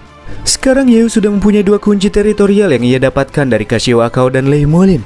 Dan setelah insiden ini Yeo berpikir untuk masukinya. Sedangkan dimensi iblis, efek dari Demon Wings masih belum Yeo ketahui, tapi itu masalah nanti. Karena sekarang Yeo harus bergegas pergi ke zona aman kedua untuk menutup portal yang muncul. Di tengah-tengah perjalanannya Yeo juga bertanya kepada Azure 14 tentang situasi kondisi di zona kedua.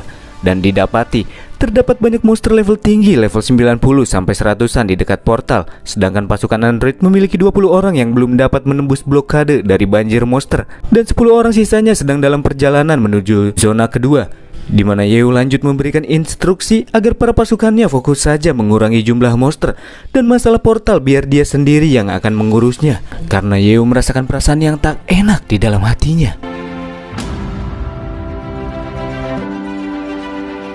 Sayap baru yang Yeo pakai ini terasa set-set karena dia sekarang sudah tiba di depan portal dalam waktu yang singkat berkat kecepatan terbang sayapnya ini. Dan untunglah debuff dari Twin Match tidak berpengaruh dengan akun lain, dan Yeo kini mengaktifkan serangan atribut api hitam Raja Qian, peluru naga hitam, untuk menghancurkan portal secara barbar. Di saat itu pula Yeo melihat sosok di dalam portal tersebut itu memiliki level tanda tanya. Hal itu diikuti dengan skill True Eye Yeo yang aktif dengan sendirinya. Seakan-akan skill Yeo yang satu ini merasakan tekanan yang mengerikan dari dalam portal tersebut. Dengan aktifnya True Eye, Yeo kini bisa melihat dengan jelas sosok yang berada di dalam portal. Dia memiliki atribut air dan petir dengan level 300. Sosok mengerikan ini bernama Demon King atau Raja Iblis. Meskipun jarak keduanya berjauhan, tapi itu terasa sangat dekat. Niat membunuh yang mengerikan membuat tubuh Yeo tidak dapat digerakkan, dan seakan-akan ia tidak bisa bernafas. Inilah tekanan yang ia rasakan dari makhluk berlevel 300. Hal ini juga tidak boleh dibiarkan. Jika makhluk ini sampai ke zona aman, maka habislah.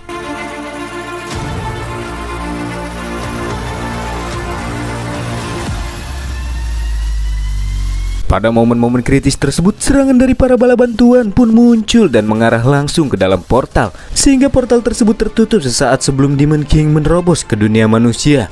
Ya, untunglah mereka muncul tepat di saat yang genting. Dan kemudian Yeo pun lantas mengarahkan mereka untuk kembali ke dalam medan pertempuran dan menghabisi sisa-sisa monster yang masih berkeliaran di area sekitar. Setelah kepergian mereka di sini, Yeo berpikir bahwa dirinya belum pernah merasakan ketidakberdayaan dan ketakutan seperti ini dalam waktu yang lama. Tekanan yang ia rasakan terasa lebih nyata daripada ancaman dari para dewa kuno di dalam mimpinya. Kenyataan dari munculnya level 300 ini benar-benar berlebihan. Bahkan di dalam buku sejarah akademi yang sempat ia pelajari tidak ada catatan khusus yang terkait dengan seberapa tinggi batas level maksimal di dunianya.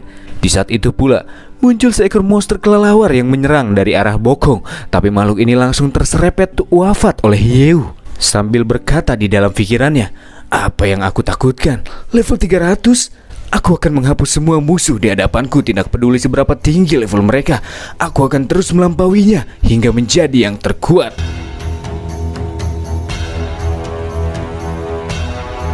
Tak lama setelahnya pasukan android pun kembali muncul dan melaporkan apabila para monster yang berada dalam radius 500 meter telah dimusnahkan.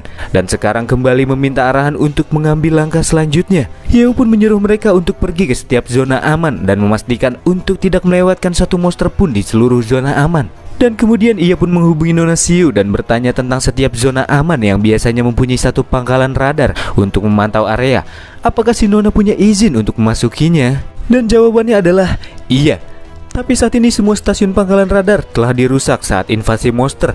Dan saat ini pangkalan-pangkalan tersebut dalam tahap perbaikan. Dan kemudian Yeo pun meminta titik lokasi koordinat dari semua stasiun pangkalan tersebut.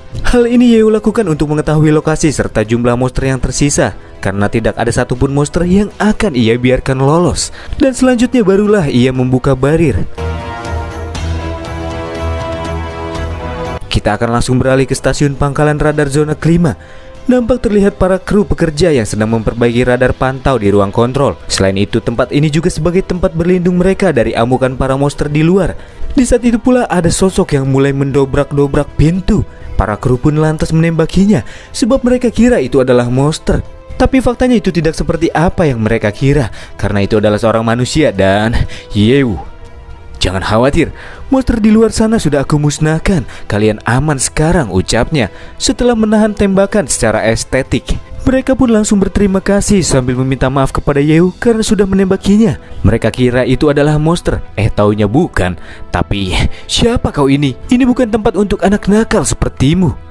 Oh, di sini aku akan membantu kalian memperbaiki tempat ini, ucapnya, yang mengundang gelak tawa para kru-kru di sana. Mereka saja belum bisa memperbaikinya, apalagi orang luar. Baru saja sebentar memegangnya.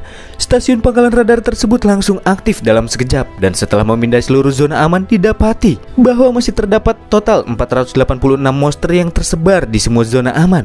Sedangkan para kru pekerja dibuat heran dengan Yeu yang benar-benar sudah memperbaiki semua radar dalam waktu yang singkat, yang padahal itu tidak bisa mereka perbaiki. Hei nak, siapa sebenarnya kau ini? Oh, Aku hanya warga biasa yang sedikit membantu, balas Yeu sambil meninggalkan tempat tersebut.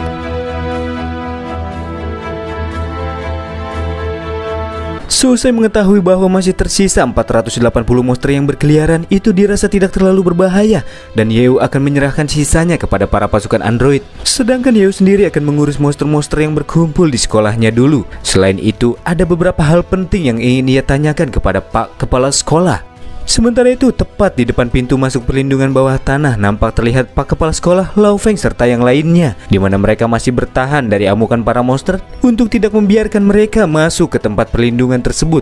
Ada banyak orang yang bersembunyi di dalamnya. Dalam situasi ini, Tian Tian menyuruh Pak Kepala Sekolah dan gurunya untuk masuk ke tempat perlindungan dan serahkan masalah ini kepada Tian Tian dan Lao Feng, karena tinggal mereka berdua lah yang masih mempunyai kekuatan untuk sanggup bertahan. Di saat itu pula, api hitam keunguan langsung membakar para monster menjadi abu.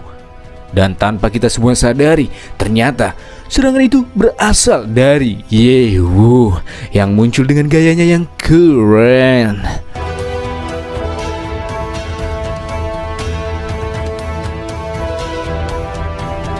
Wow, Bapak Kepala Sekolah tidak menyangka apabila Yeu sudah tumbuh sekuat ini dalam waktu yang singkat. Memang benar-benar murid kebanggaan. Kepala sekolah ini terlalu membesar-besarkan, ungkap Yeu, sambil mengatakan pula bahwa level 180 bos yang baru saja ia kalahkan hanya kemenangan tipis setelah ia melalui pertempuran yang sulit. Level 180? Bagaimana mungkin bisa ada yang seperti itu? Padahal bos dunia sebelumnya hanya level 90, ucap Tian Tian kaget. Yeu pun lanjut memberitahukan kepada mereka dan ini mungkin akan membuat orang-orang lebih kaget lagi. karena barusan dia telah menyaksikan dengan mata dan kepalanya sendiri kengerian yang berasal dari makhluk level 300 yang berada di dalam portal. Wastaga, apakah itu benar? Apakah kamu cuma bercanda? Lao Feng dan Tian Tian langsung merinding disco hanya dengan mendengarnya saja. Sebab apabila makhluk tersebut sampai muncul ke permukaan, sudah pasti seluruh tatanan zona aman mereka akan mengalami keruntuhan. Dan Yeo pun kembali meyakinkan bahwa keberadaan dari sosok tersebut memang benar adanya. Oleh karena itulah, kedatangan Yeo ke tempat ini bukan hanya sekedar singgah minum kopi lantas pergi, namun dirinya juga ingin menanyakan kepada Pak Kepala Sekolah tentang dua pertanyaan yang menjadi keresahan baginya. Pertama, setelah kemunculan era Earth Old Age, apakah ada catatan khusus terkait dengan berapakah batasan tinggi level di dunia ini? Kedua, menurut catatan akademi, level monster yang menyerang dalam kurun waktu 100 tahun terakhir tidak melebihi level 80. Tapi mengapa monster level 90 dan bahkan level 300 mulai menampakkan dirinya? Dan apakah tujuan mereka yang sebenarnya? Oh, apakah kamu sudah sadar dengan hal ini? Sepertinya sudah waktunya. Ayo ikuti aku, ucap Pak Kepala Sekolah yang ternyata mengetahui sesuatu. Sambil dirinya mengajak Yeo ke sebuah tempat. Dan apa yang akan ia tunjukkan kepada Yeo selanjutnya merupakan informasi rahasia yang belum pernah ditampilkan di mata publik. Hingga akhirnya tibalah mereka di sebuah tempat yang diketahui sebagai perpustakaan rahasia kuno yang tersembunyi di bawah sekolah. Ini merupakan tempat terlarang yang hanya bisa dimasuki oleh kepala sekolah sebelumnya. Tapi aturan tersebut untuk situasi kali ini tidak terlalu penting. Dan setelahnya Pak Kepala Sekolah pun langsung memberikan jawaban terkait dengan pertanyaan Yeo sebelumnya. Dan diketahui jika semua orang pun tahu bahwa jika terdapat perbedaan level yang terlalu besar, maka tanda tanya akan ditampilkan. Dan menurut penelitian, hal tersebut dimaksudkan untuk menghindari keputusasaan yang disebabkan oleh melihat langsung perbedaan level yang terlampau jauh. Tapi itu juga membuat manusia tidak dapat mengetahui batas level tertinggi yang terdapat di era ini, yang membuat beberapa penilaian dalam hal tersebut. Ada yang bilang batas level itu di level 999, ada juga yang bilang di kuat 9. Namun semakin banyak para peneliti melakukan riset, mereka pun semakin jatuh dalam keputusasaan tanpa mendapatkan petunjuk yang jelas, hingga akhirnya membuat mereka pun menyerah tentang batas level ini. Dan setelahnya Yeo pun kembali bertanya, berapakah level tertinggi manusia ataupun monster yang diketahui sejauh ini? Dan Pak Kepala Sekolah pun menjawab, level tertinggi yang pernah ada di dunia ini dimiliki oleh 5 pahlawan yang menyelamatkan umat manusia 150 tahun yang lalu. Dan level mereka mencapai level 500. Menurut standar level kuno, level 100 sama dengan 1S.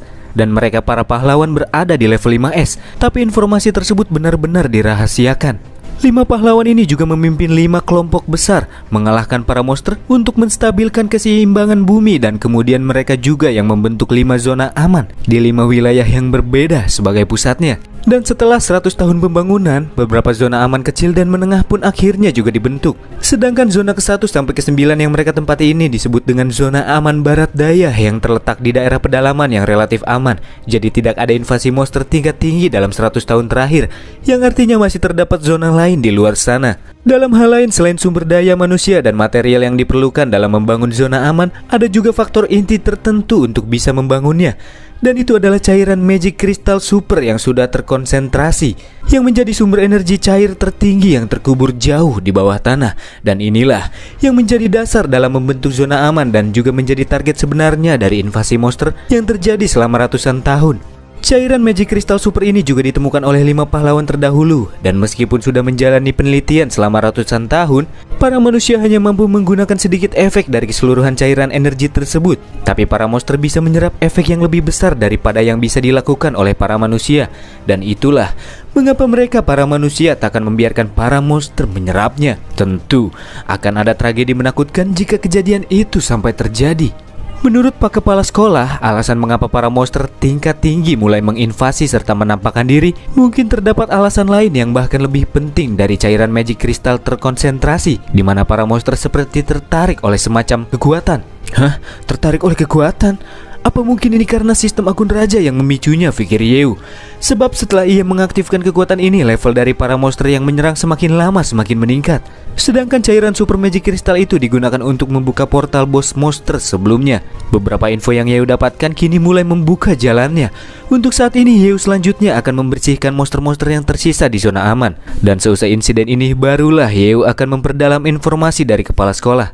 Dan kemudian kita akan dibawa ke markas utama Hanmo di zona pertama. Dengan terlihatnya seorang anggota Hanmo yang melaporkan bahwa monster level 180 yang keluar dari portal sudah wafat. Dan portalnya juga sudah dihancurkan. Sedangkan sebagian besar monster yang berkeliaran di zona aman juga sudah dimusnahkan, dan korban dari warga sipil serta kerusakan yang ditimbulkan jauh di bawah tingkat yang diperkirakan. Dan orang yang melakukan semua itu adalah ketua dari tim Raja, Yewu. Di mana laporan tersebut membuat Nona Mo gembira, sedangkan Mozun dan Moki kaget seakan-akan tidak percaya. Itulah mengapa Moki juga sempat menyinggung keakuratan dari informasi tersebut kepada si pembawa pesan. Apakah itu tidak salah? Si pembawa pesan pun menjawab, meskipun komunikasi anggota Hanmo terputus dengan dunia luar, tapi mereka sudah mendirikan perangkat transfer informasi di perbatasan Barir. Jadi, meskipun zona 1 kehilangan komunikasi dengan dunia luar, mereka masih bisa bertukar informasi, sehingga informasi yang baru saja disampaikan sudah pasti 100% akurat. Si ayah pun membanggakan Nona Mo yang sudah membawa Yew ke dalam Hanmo. Dan sepertinya anak ini benar-benar bisa menghancurkan Huang Zheng dengan kekuatannya, ucap Mozun. Tak lama setelahnya muncul satu lagi pembawa pesan yang melaporkan apabila grup Tian Chuang dan Huang Zheng sudah bekerja sama dan sedang membawa 2000 orang dan bersiap untuk menyerang mereka. Di mana laporan tersebut membuat situasi dilanda kepanikan karena saat ini kekuatan tempur Hanmo cuma 200 orang saja termasuk dengan tim Mogong, sedangkan musuh 2000 orang. Tapi bagaimana bisa mereka mempunyai begitu banyak orang di zona ini, ungkap Moki. Dan di antara orang-orang di sana cuma Nona Mo yang mengetahui rencana musuh yang berniat untuk menyerang Hanmo, dan aksi tersebut telah mereka jalani dalam beberapa hari terakhir dengan mengumpulkan semua pasukan Huang Zheng yang berasal dari berbagai penjuru. Dan ya, itu adalah informasi yang ia dapatkan pula dari Yew, tetapi tidak Nona Mo beritahukan kepada Moki ataupun ayahnya sebelumnya. Sebab percuma, mereka takkan percaya. Tapi sekarang sudah terlambat. Moki pun sangat terlihat kesal menyaksikan Tian Chuang dan Huang Zheng yang sudah berkolaborasi, dan untuk mengurangi kekuatan lawan, si tuan muda pun bermaksud untuk mengerahkan tim Mogongnya pergi dan menyerang musuh di saat mereka lengah. Itu hanyalah tindakan yang barbar menurut Nona Mo. Karena jika tim Mogong turun tangan langsung ke medan pertempuran, mereka pastinya akan dibuat kesulitan. Dan mengingat mereka masih mempunyai banyak prajurit, pastinya musuh akan mengambil kesempatan untuk menyerang markas utama selagi tim Mogong tidak ada. Jadi dalam situasi ini yang bisa dilakukan hanyalah menstabilkan kondisi saat ini dengan cara mengirim orang untuk bernegosiasi dengan dua grup besar untuk menunda waktu sambil menunggu bala bantuan dari luar Barir. Hah, bala bantuan? Maksudmu Yew? Bagaimana kita bisa menyerahkan nasib kita kepada bocah nakal itu? Ungkap Moki yang masih belum mengakui sang MC. Yang akhirnya kembali diperjelas oleh Nona Mo jika Yew adalah pahlawan yang membunuh bos dunia 2 kali dan menyelamatkan warga di zona aman berkali-kali, dan dia bukan bocah sembarangan. Ucapan dari Nona Mo langsung membuat Moki terdiam tanpa bisa membalas.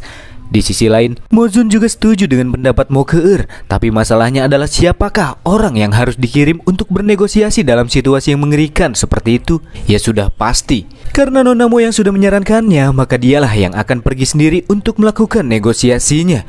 Mendengar kemauan adiknya yang akan pergi untuk bernegosiasi membuat Moki berpikir itu adalah ide yang gila. Kenapa tidak mengirim orang lain saja untuk pergi ke sana? Tapi Nona Mo tidak peduli, ia akan tetap pergi. Selain sudah sering kali dihadapkan dalam momen antara hidup dan mati di antara semua orang di sana, hanya dialah orang yang mempunyai bakat dalam bernegosiasi. Jadi, tidak ada orang yang pantas dikirim selain dirinya. Karena niatnya sudah bulat, Mozun akhirnya menyetujui anaknya untuk pergi. Namun Mokara harus membawa tim Mogong bersamanya untuk menghindari kejadian yang tak diinginkan. Di dalam pikirnya, Moki sama sekali tidak menyangka bila adiknya akan mengambil keputusan bodoh seperti ini. Tapi ia tetap berharap agar Nona Mokeer tidak tewas di tangan Huang Zheng. Dan kemudian kita akan diperlihatkan situasi di sekitar zona aman dengan terlihatnya para monster yang masih berkeliaran dan berlarian kocar-kacir ke segala area. Padahal tujuan awal mereka datang sana itu untuk berburu, tapi sekarang malah mereka yang sedang diburu. Apalagi portal mereka sudah hancur dan bos mereka sudah wafat, sehingga para monster sekarang cuma bisa berlarian tanpa tahu arah jalan pulang. Jumlah para monster juga semakin lama semakin berkurang karena pasukan android yang terus memburu mereka. Dan kini hanya tersisa 28 ekor monster saja yang masih hidup. Hanya tinggal masalah waktu saja untuk menghabisi semuanya. Kemenangan Yew dalam menghadapi invasi monster pun sudah bisa dipastikan. Oke, nice. Tapi bagi Yew masih terdapat satu hal lagi untuk mencapai sebuah kemenangan yang sempurna.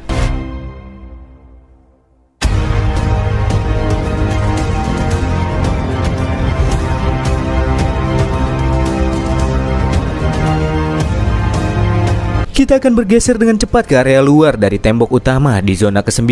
Sebuah mobil juga terlihat melaju dan pergi meninggalkan zona aman menuju hutan belantara. Dan ternyata orang yang mengendarai mobil tersebut adalah Huang Fude. yang mencoba kabur menjauh setelah ia mengetahui apabila portal yang hancur dan semua monster yang terbunuh merupakan perbuatan Yeu. Sial, apakah Yeu ini benar-benar seorang manusia? Pikirnya. Dan bahkan jika Yeu tidak mengejarnya sekalipun, masih ada kakaknya Huang Fusheng yang sudah pasti akan membunuhnya, karena ia sudah mengurung kakaknya dan Hanmo di zona pertama dengan barir legendaris untuk kepentingannya sendiri. Jadi mau tak mau ia harus pergi ke markas rahasia yang terdapat di hutan belantara untuk menghindari pusat perhatian. Dan setelah Yeu membunuh kakaknya, barulah ia akan mencari cara untuk membunuh Yeu. Namun tiba-tiba saja muncul seorang yang entah berasal dari mana, namun dia terjun tepat di depan bagian mobil Huang Fude. Dan dia ternyata adalah Shuhei yang Fude sebut dengan Azure nomor 13. Shuhei juga langsung menendang mobil tersebut dan membuat kendalinya oleng sehingga mobil Fude kini menabrak bagian sisi jalan. Sial, apa yang baru saja kau lakukan? Mengapa tiba-tiba mengejutkanku? Ucap Huang Fude yang lantas keluar dari mobilnya. Ia juga bertanya kepada Shuhei apakah ia sudah membunuh Yeu. Di sini Fude masih mengira jika Shuhei masih berada di bawah kendalinya, tapi ia tidak tahu saja. Shuhei juga langsung melesatkan tombak es ke arahnya dan membuat Fude kini tidak dapat bergerak karena tangannya harus tertembus dan terpantek ke permukaan tanah. Dan dengan beringasnya, Shuhei lantas melancarkan hawa membunuh yang amat terasa. Di sini wanita es ini tidak bermaksud untuk membunuhnya secara langsung, tapi akan ia lakukan secara perlahan, menyiksanya dan membuat pria tersebut menderita dan tewas secara tragis. Dalam situasi ini, Huang Fude berpikir apabila kontrolnya terhadap Shuhei sudah habis dari batas waktu yang sudah ditetapkan. Itulah sebabnya Shuhei berada di luar kendalinya. Tapi itu tidak jadi masalah, karena ia cuma perlu menekan kembali kendalinya sekali lagi. Berani-beraninya melukai mastermu sendiri. Aku akan membuat urusan denganmu nanti. Matikan sensor. Hah? Kenapa tidak terjadi apa-apa? Ucap Fude. Dan momen ini semakin membuatnya panik parah. Dan dia juga merasakan sakit akibat tombak es yang terus coba ia lepaskan dari lengannya.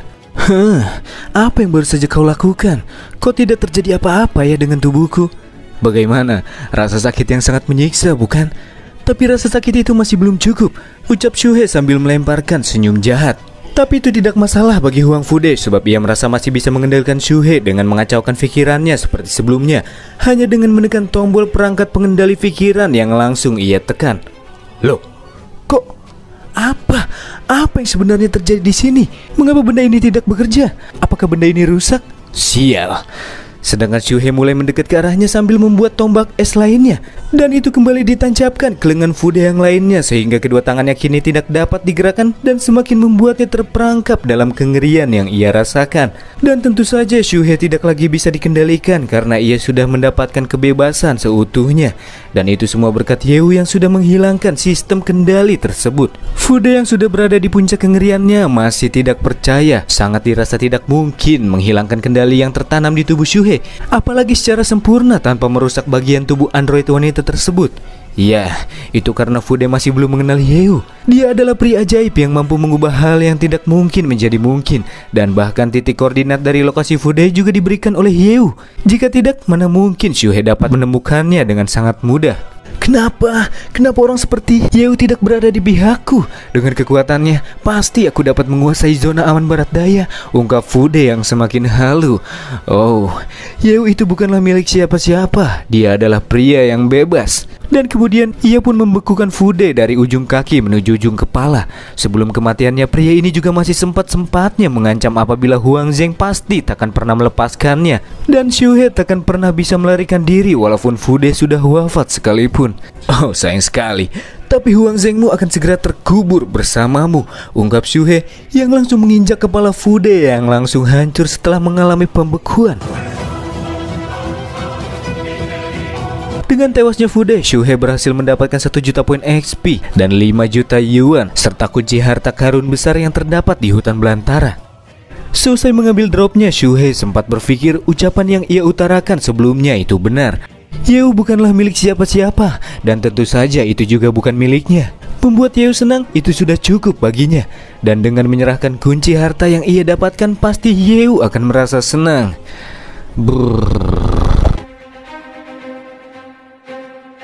Di Di permulaan cerita, kita akan dibawa ke depan alun-alun markas grup Hanmo yang berlokasi di zona pertama. Nampak terlihat markas Hanmo saat ini tengah dihadapkan dengan gerombolan pasukan aliansi Huang Zheng dan Tian Chuang yang diperkirakan berjumlah 2.000 orang. Dan untuk menahan amukan mereka, di sini Nona Mo mencoba untuk membuka sesi negosiasi, di mana hal ini semata-mata ia lakukan untuk mengulur waktu hingga barir yang menyelimuti zona pertama lenyap, sambil menunggu bala bantuan yang juga akan tiba dari luar zona pertama. Nona Mo juga tidak seorang diri, ia juga didampingi oleh tim Mogong demi jaga-jaga apabila muncul konflik yang bisa saja pecah kapan saja.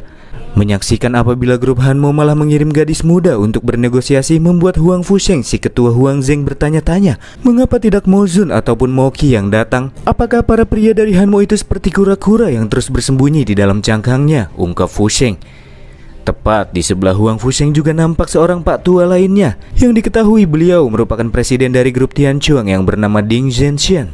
Dari apa yang disampaikan oleh Fusheng sebelumnya, Nona Mo pun menanggapinya. Alasan mengapa dirinya yang turun tangan untuk melakukan sesi negosiasi ini dikarenakan dia sendirilah orang yang sudah mengusulkan sesi negosiasi di antara mereka. Jadi, sudah sewajarnya Nona Mo yang harus dikirim tanpa melibatkan Mo Qi maupun ayahnya. Seperti yang diharapkan dari anak Mo Zun. Meskipun seorang wanita, tapi engkau sangat berani, sama seperti ayahmu. Jika ibu masih hidup, pasti dialah yang akan bertanggung jawab di sini. Tapi ya, sayang sekali, ungkap Fusheng yang kemudian lantas menyampaikan inti dari negosiasi di antara mereka. Mengingat apabila Hanmo menguasai zona 1, 3, 5, 8, dan 9 di wilayah zona aman barat daya ini, Huang Fusheng mengajukan syarat jika ia menginginkan grup Hanmo menyerahkan zona 1, 3, dan 5 kepada Huang Zheng dan Tian Chuang zona ke-8. Dan dengan menyerahkan kekuasaan atas zona tersebut, pak tua ini berjanji bahwa dirinya akan mengampuni nyawa dari semua anggota Hanmo, dan mereka hanya perlu tinggal di zona ke-9 yang menjadi zona pemulihan setelah hancur dari invasi monster Kashiwa Akao tempo lalu. Di arah lain, Wan Hao yang mendengar persyaratan tersebut pun merasa jika itu sama sekali tidak masuk akal, tapi ia tidak dapat berbuat apa-apa. Karena misi tim Mogong di sini hanyalah untuk melindungi Mo Ke-er tanpa mempunyai hak untuk andil di dalam sesi negosiasi. Sedangkan Nona Mo setuju untuk memberikan zona 1, 3, dan 5 kepada Huang Zheng, tetapi untuk menyerahkan zona ke-8 kepada Tian Chuang, ia tidak sudi. Sebab grup Tian Chuang tidak memenuhi syarat untuk menguasai zona tersebut, di mana hal ini membuat Pak Tua Ding sebagai presiden Tian Chuang mulai merasa kesal dengan perkataan gadis muda di hadapannya. Tapi tindakan impulsif Pak Tua Ding lantas dihentikan oleh Fusheng. Ini bukan waktu baginya untuk bertindak. Dilanjutkan dengan Fusheng yang kembali menegaskan kepada Nona Mo bahwa persyaratan yang ia minta seharusnya semuanya harus dipenuhi, dan jika tidak, hanya ada satu kata, yaitu perang. Ya, sebenarnya sih bisa saja aku memberikan zona ke-8, jawab Nona Mo yang akan sedikit mencoba melakukan permainan kata. Ia mengungkapkan kalau dirinya akan menyerahkan zona ke-8. Tapi kenapa harus untuk Tian Chuang dan bukan untuk Huang Zheng? Karena grup Tian Chuang ini cuma para berdebah yang hanya mengambil keuntungan dari negosiasi di antara Hanmo dan Huang Zheng. Apalagi Tian Chuang ini pernah berkhianat kepada Hanmo. Emangnya Huang Zheng nggak takut kalau mereka juga nantinya akan mengkhianatimu? Kata-kata Mo Ke-er membuat Fusheng terdiam untuk sejenak. Sedangkan Pak Tua Ding berceloteh apabila kata-kata Mo Ke-er cuma pengalihan supaya mereka bertengkar. Dasar tua bangka, tidak perlu mengajariku, Fusheng menampar Pak Tua Ding. Ya, dia pun sudah tahu bahwa Mo Ke-er hanya ingin mempermainkan mereka. Dasar wanita berbahaya. Kau sama seperti ibumu yang bisa mempermainkan hati seseorang. Tapi tentu saja, aku, Huang Fusheng, takkan terpancing dengan trik kecilmu. Dan setelah kejadian barusan muncul seorang pembawa pesan yang melaporkan sesuatu kepadanya, di mana laporan tersebut juga membuatnya terlihat sangat terkejut. Bagaikan orang gila, ia pun tertawa dengan bebas, tapi juga menangis. Dan ternyata laporan yang baru saja ia dengar merupakan laporan tentang adiknya Huang Fude yang sudah tewas karena dibunuh oleh android ciptaannya sendiri. Itu sungguh ironi, yang juga menjadi kedukaannya. Tapi karena hal itu pula, mood dari Pak Tua ini langsung berubah, negosiasinya pun langsung dibatalkan. Dan saat ini beliau hanya ingin mendapatkan seluruh wilayah Hanmo dan menghabisi semua nyawa yang terkait dengan Hanmo, yang artinya adalah peperangan. Sial, Huang Fude yang tiba-tiba berubah pikiran sama sekali tidak diprediksi oleh Nona Mo. Sebenarnya apa yang terjadi di sini? Sedangkan tim Mogong dengan siap langsung memasang badan untuk melindungi si Nona Mo dari perang yang akan segera meledak. Di saat itu pula Nona Mo mendapatkan kabar bahwa Huang Fude dibunuh oleh seseorang wanita saat melarikan diri ke hutan. Dan diketahui orang yang menghabisinya bernama Shuhei. Dan Shuhei ini bersekolah di akademi yang sama dengan Yeu. Ya, sepertinya bocah itu melakukan pekerjaan yang bagus. Yeu tidak hanya menghabisi bos dunia saja, tapi ia juga sudah menghabisi ketua kedua Huang Zheng dalam waktu bersamaan. Itu adalah hal yang hebat. Tapi di sisi lain, karena Yeu jugalah sekarang Hanmo mendapatkan masalah besar. Huang Fusheng kini sudah menjadi liar. Jadi trik Mo Ke-er untuk mengulur waktu sudah tak lagi berguna. Moki juga menyuruhnya untuk segera pergi kembali ke markas, dan tim Mogonglah yang akan mencoba mengulur waktu dan menggunakan kekuatan mereka. Tetapi jika melihat jumlah dari pasukan musuh sih sepertinya percuma kembali ke markas. Karena dalam situasi ini setelah perang dimulai, bahkan tim Mogong pun takkan bertahan melawan 2000 orang, dan lambat laun markas Hanmo pun akan tetap diserang. Sedangkan di kubu lawan nampak terlihat Pak Tua Ding yang terlihat sangat menggebu-gebu dan terasa sangat energik untuk memulai peperangan kali ini. Namun tiba-tiba saja Pak Tua Ding tertusuk dari arah belakang. Dan itu dilakukan oleh Huang Fusheng karena saat ini ia juga menginginkan semuanya. Dan itu termasuk dengan grup Tian Chuang sendiri. Dan dengan pedang yang sudah menembus tubuhnya, Pak Tua Ding harus wafat pada titik ini yang padahal peperangan pun belum sempat dimulai. Dan inilah waktunya peperangan. Dan Huang Fusheng pun juga mendeklarasikan bahwa hari ini akan menjadi kelahiran Huang Zheng yang baru.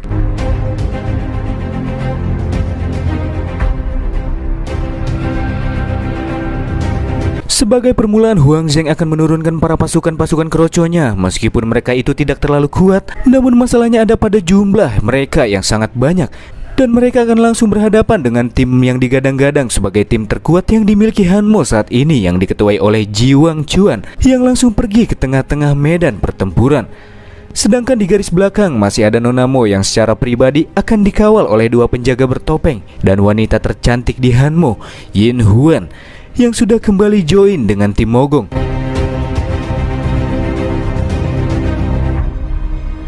Dalam posisi yang sangat tidak menguntungkan ini, entah tim Mogong bertahan atau tidak, tapi setidaknya mereka harus mampu bertahan sampai bala bantuan datang. Di sisi lain, dengan kematian Presiden Tian Chuang, Fu Dei juga bertanya kepada salah satu yang terkuat di Tian Chuang yang bernama Hu Fei. Dan apakah yang akan ia lakukan setelah Pak Tua Ding tewas? Karena Hu Fei sudah sejak lama tidak menyukai Pak Tua Ding, maka sekarang ia akan beralih ke sisi Huang Zheng dan membantunya menghancurkan Hanmo.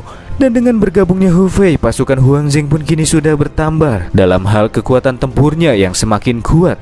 Dan tanpa basa-basi, Hu Fei pun bersama timnya juga turun ke tengah-tengah medan pertempuran untuk menunjukkan eksistensinya.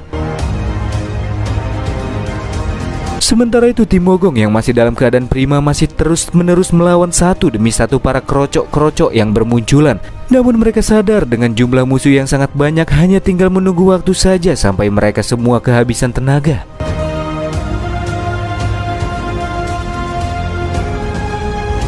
Di saat itu pula Ji Wangchuan merasakan energi pedang yang terasa tidak asing baginya. Hingga terjadilah benturan pedang dan ternyata energi yang sempat dirasakan ketua Ji berasal dari Hu Fei.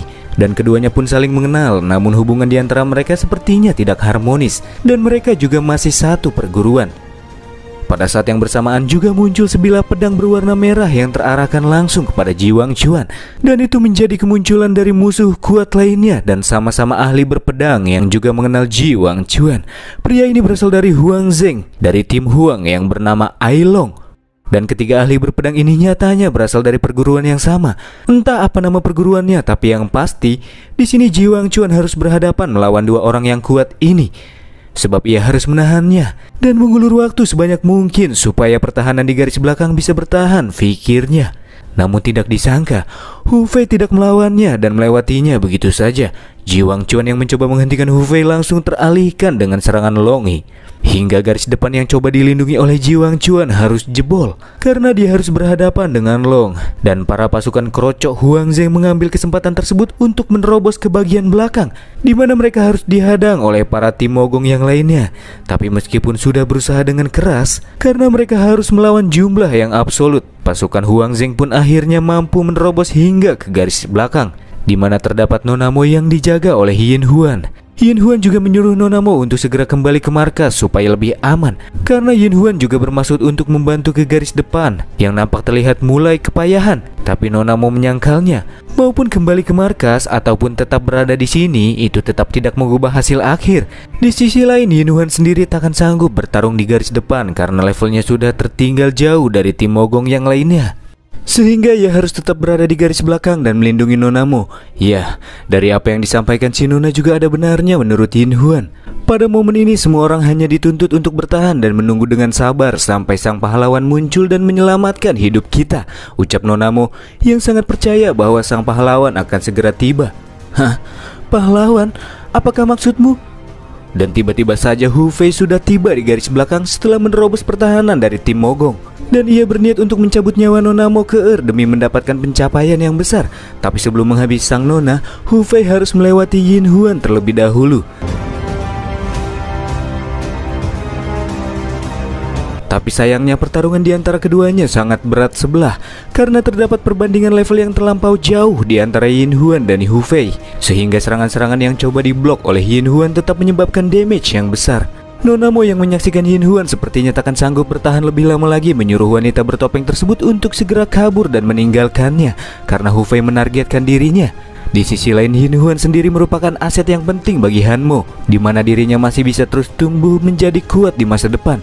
Akan sangat dirasa disayangkan apabila ia tewas di dalam perang ini. Dan secara mendadak, tiba-tiba Yin Huan mendorong, menghempaskan si Nona jauh ke arah pintu markas Han Mo. Dan Nona Mo pun terselamatkan dengan pintu markas yang langsung tertutup dengan rapat. Sedangkan Yin Huan sendiri akan kembali memulai pertarungannya dengan Hu Fei dan akan mengerahkan seluruh kekuatan yang ia miliki.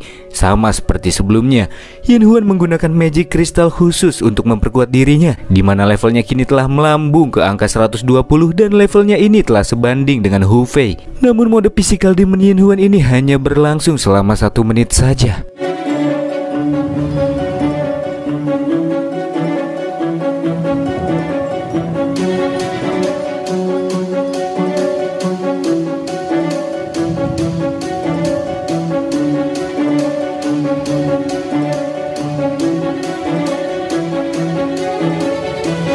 Singkat cerita, di dalam pertarungan yang berlangsung di antara Han Mo dengan Huang Zheng, nampak terlihat di depan markas utama Han Mo telah berguguran pasukan-pasukan Huang Zheng yang jasadnya kini bergelimpangan di sekitar area. Kita juga akan diperlihatkan dengan kondisi Yin Huan yang nampak terlihat sudah mencapai batasnya setelah melakukan pertarungan yang sengit melawan Hu Fei. Bentuk fisikal demonnya pun sudah berakhir dan wanita tersebut kini telah kembali ke mode normalnya.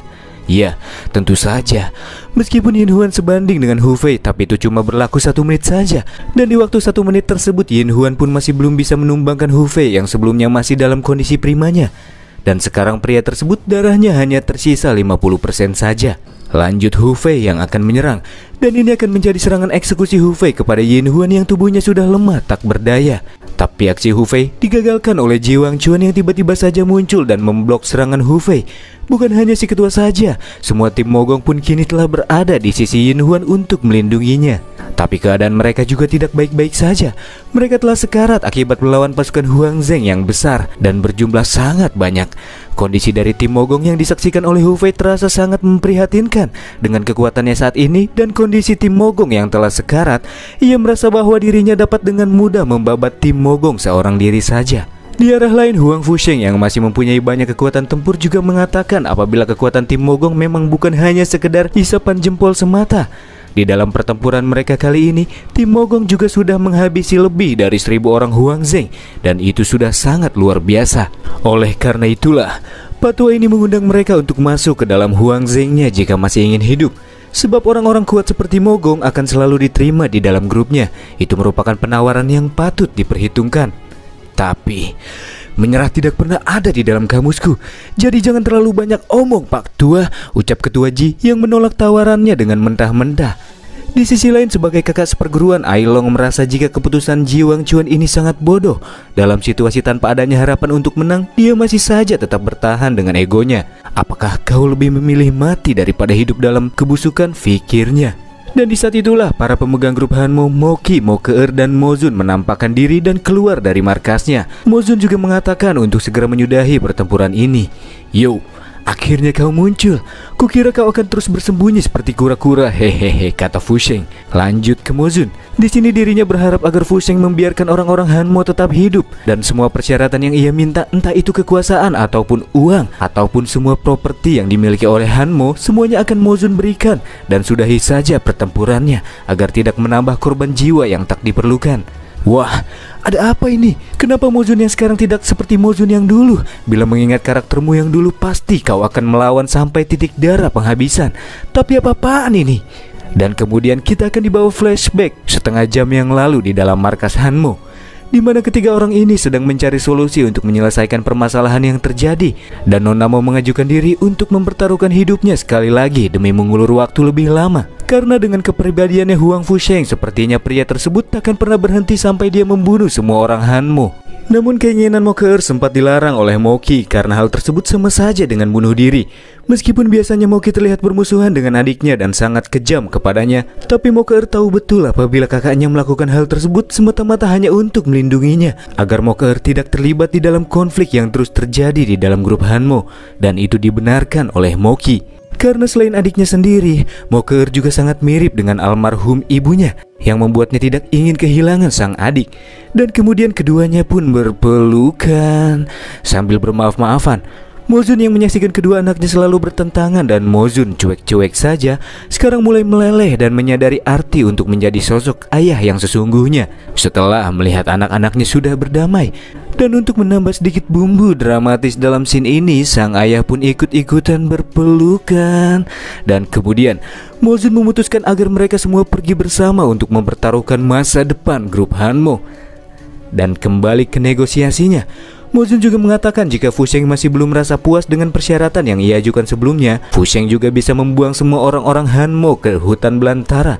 Tapi nyatanya pria tua tersebut masih belum puas dengan syarat tersebut, dan kepuasannya ini akan terpenuhi apabila Yin Huan, si kecantikan Tim Mogong, mau melepaskan topengnya untuk sekedar menghilangkan rasa lelah dari pasukan Huang Zheng seusai menjalani peperangan. Tapi bukan hanya itu saja, Yin Huan dan Mo Ke-er juga harus menanggalkan pakaiannya dan kemudian menari-nari di dalam keadaan telanjang di depan umum.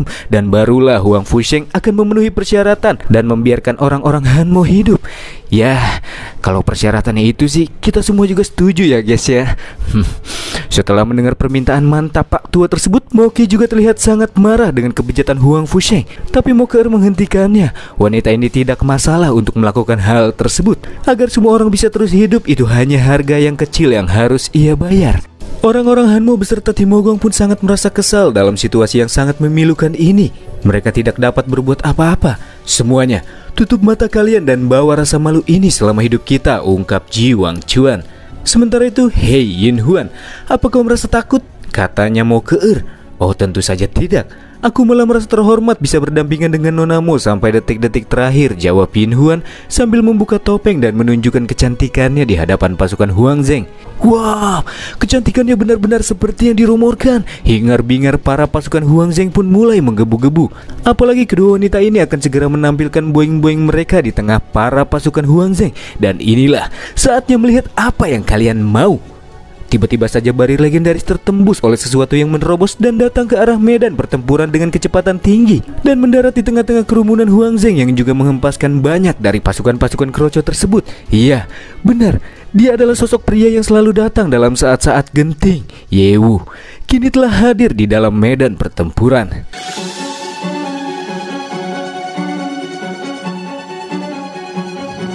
Sekian lama menunggu, akhirnya tiba juga Ye Wu yang selalu dinanti-nanti.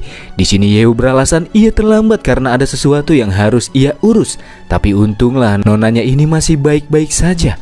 Ye Wu juga meminta maaf kepada Yin Huan atas keterlambatannya jika melihat pertarungan yang sudah dia jalani. Sepertinya luka-luka yang ia alami cukup perih. Kehadiran Ye Wu juga menjadi harapan baru bagi para anggota Hanmo yang melihat sang MC bagaikan secercah sinar yang akan membawa mereka menuju kemenangan. Oh, apakah kau yang bernama Ye Wu? Kemampuan untuk menghancurkan baril legendaris ini benar-benar mengejutkanku, seperti yang diharapkan dari target buronan teratas Huang Zhengku. Tapi sekarang kami mempunyai jumlah absolut yang tak akan bisa kau tangani seorang diri, ungkap Huang Fu Sheng yang masih sangat percaya diri. Siapa bilang aku hanya seorang diri, balas Ye Wu sambil menunjuk ke arah langit-langit dan nampak titik-titik cahaya yang mulai mendekat ke arah mereka. Dan itu adalah pasukan android wanita yang levelnya kini semakin meningkat dan berada di level 160 berkat inti magic kristal mereka yang sudah Yeu ganti dengan magic kristal yang diperoleh dari Lei Molin.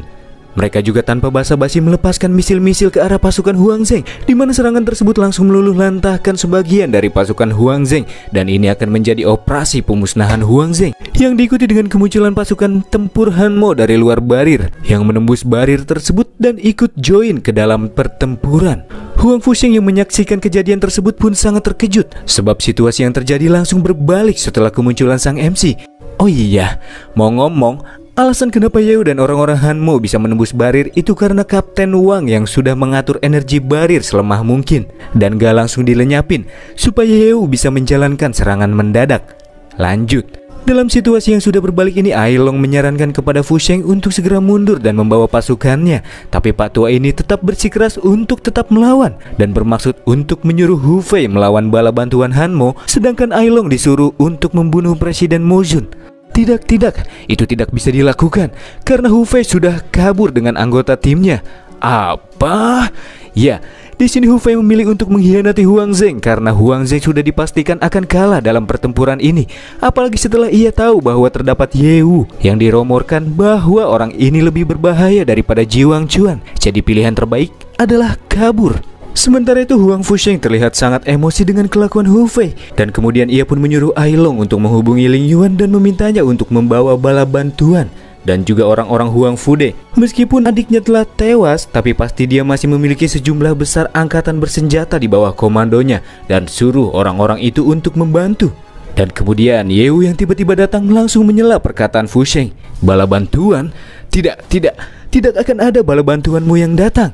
Alasan mengapa aku terlambat ke sini itu karena aku harus melenyapkan semua kekuatan Huang Zheng di zona kedua sampai zona ke-9. Dan Ling Yuan, wanita itu telah lama berada di bawah kendaliku. Jika tidak, mengapa dirinya sama sekali tidak pernah menampakkan dirinya sampai sekarang?